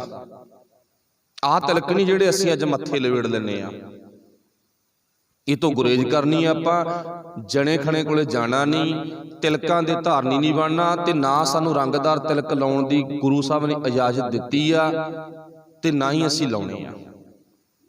ਤੇ ਹੁਣ ਤੁਸੀਂ ਪੁੱਛੋਗੇ ਫਿਰ ਬਾਬੇ ਨਾਨਕ ਦੇ ਜੀਵਨ ਤੋਂ ਲੈ ਕੇ 6ਵੇਂ ਪਾਤਸ਼ਾਹ ਤੱਕ ਅਸੀਂ ਇਤਿਹਾਸ ਵਿੱਚੋਂ ਸੁਣਦੇ ਆ ਗੁਰਿਆਈ ਦਾ ਤਿਲਕ ਬਾਬਾ ਬੁੱਢਾ ਜੀ ਨੇ ਦਿੱਤਾ। ਆਪਾਂ ਤੇ ਅੱਛੋਂ ਪੜ੍ਹਦੇ ਆ ਨਾ, ਉਹ ਕਿਹੜਾ ਤਿਲਕ ਆ? ਗੁਰ ਸ਼ਬਦ ਸੱਚ ਨਿਸ਼ਾਨ ਦਿਓ, ਰਾਮਦਾਸ ਸੋਢੀ ਤਿਲਕ ਦੀਆ। ਹੁਣ ਇੱਥੇ ਦਾ ਗੁੱਠੇ ਨਾਲ ਤਿਲਕ ਦਿੱਤਾ ਹੁੰਦਾ ਨਾ, ਰਾਮਦਾਸ ਸੋਢੀ ਤਿਲਕ ਦੀਆ। ਤੇ ਅੱਗੇ ਦੱਸਿਆ ਕਿਹੜਾ ਗਾ? ਗੁਰ ਸ਼ਬਦ ਸੱਚ ਨਿਸ਼ਾਨ ਜਿਓ, ਗੁਰ ਸ਼ਬਦ ਦਾ ਤਿਲਕ ਦਿੱਤਾ ਬਾਰੀ ਦਰ ਬਾਰੀ। ਇਹ ਬਾਬਾ ਬੁੱਢਾ ਜੀ ਉਹ ਨੇ ਜਿਨ੍ਹਾਂ ਨੇ ਗੁਰੂ ਨਾਨਕ ਦੇ ਘਰ ਤੇ ਅਣਥੱਕ ਮਿਹਨਤ ਕੀਤੀ ਹੈ, ਬਿਨਾਂ ਕਿਸੇ ਭੇਦ ਤੋਂ, ਬਿਨਾਂ ਕਿਸੇ ਵਿਤਕਰੇ ਤੋਂ, ਬਿਨਾਂ ਕਿਸੇ ਫਰਕ ਤੋਂ। ਗੁਰੂ ਨਾਨਕ ਸਾਹਿਬ ਦੇ ਘਰ ਵਿੱਚ ਕਿੰਨੀ ਕੁ ਸੇਵਾ ਕੀਤੀ ਆ, ਇੱਥੋਂ ਤੱਕ ਸੇਵਾ ਕੀਤੀ ਆ।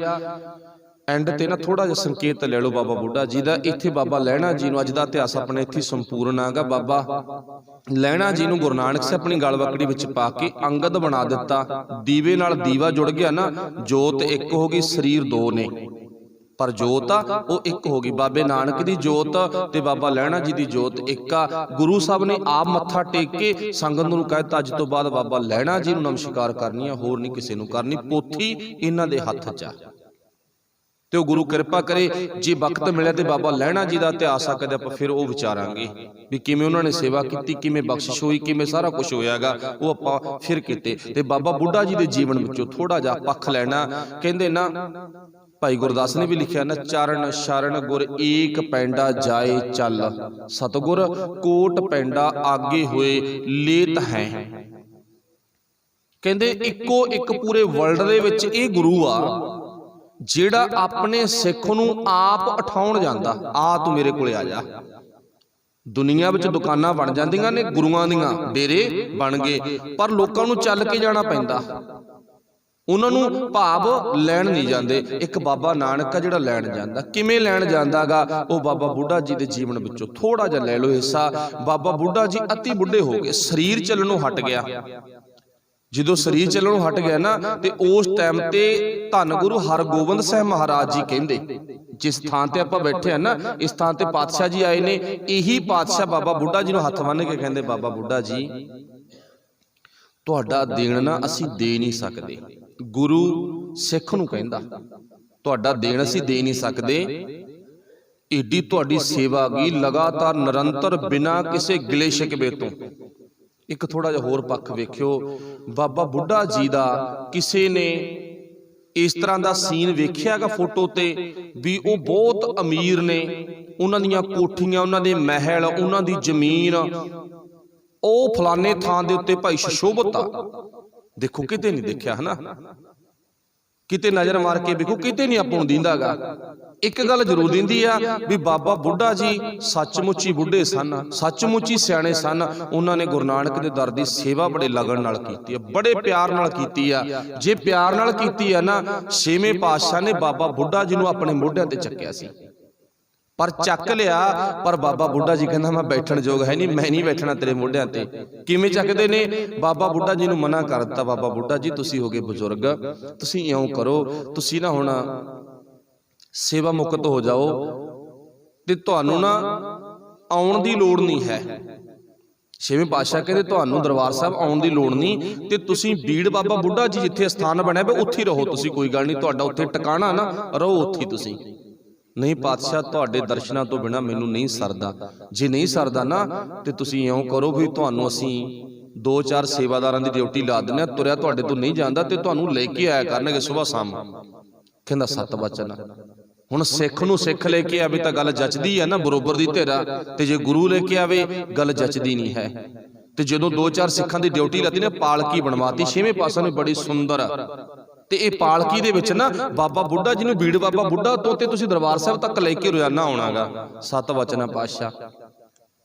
ਹੁਣ ਕਈ ਦਿਨ ਲੰਘੇ, ਗੁਰੂ ਹਰਗੋਬਿੰਦ ਸਾਹਿਬ ਮਹਾਰਾਜ ਦੇ ਮਨ 'ਚ ਇੱਕ ਖਿਆਲ ਬਣਿਆ ਵੀ ਮੈਂ ਵੀ ਬਾਬਾ ਬੁੱਢਾ ਜੀ ਨੂੰ ਲੈ ਕੇ ਆਵਾਂ, ਬੜੀ ਸੇਵਾ ਕੀਤੀ ਆ, ਬੜਾ ਪਿਆਰ ਬਖਸ਼ਿਆ, ਬੜਾ ਨਾਮ ਖੱਟਿਆ ਉਹਨਾਂ ਨੇ, ਮੈਂ ਵੀ ਆਪਣੇ ਮੋਢਿਆਂ ਤੇ ਨਾ ਬਾਬਾ ਬੁੱਢਾ ਜੀ ਨੂੰ ਚੁੱਕ ਕੇ ਸੇਵਾ ਕਰਾਂ।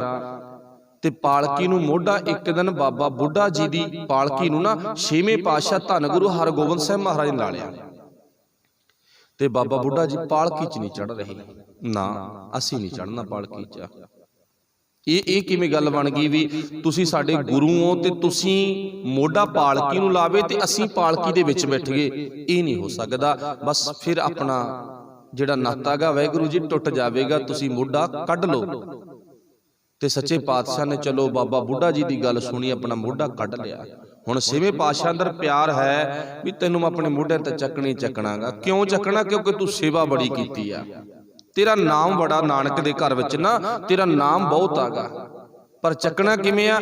ਅੱਜ ਮੂੰਹ ਨੇਰਾ ਗਾ, ਬਾਬਾ ਬੁੱਢਾ ਜੀ ਨੂੰ ਲੈ ਕੇ ਸੇਵਾਦਾਰ ਆ ਰਹੇ ਨੇ, ਆਪਣਾ ਮੂੰਹ ਸਿਰ ਲੁਕੋ ਕੇ ਛੇਵੇਂ ਪਾਤਸ਼ਾਹ ਬਾਬਾ ਬੁੱਢਾ ਜੀ ਦੇ ਰਸਤੇ ਵਿੱਚ ਰੁਕ ਗਏ।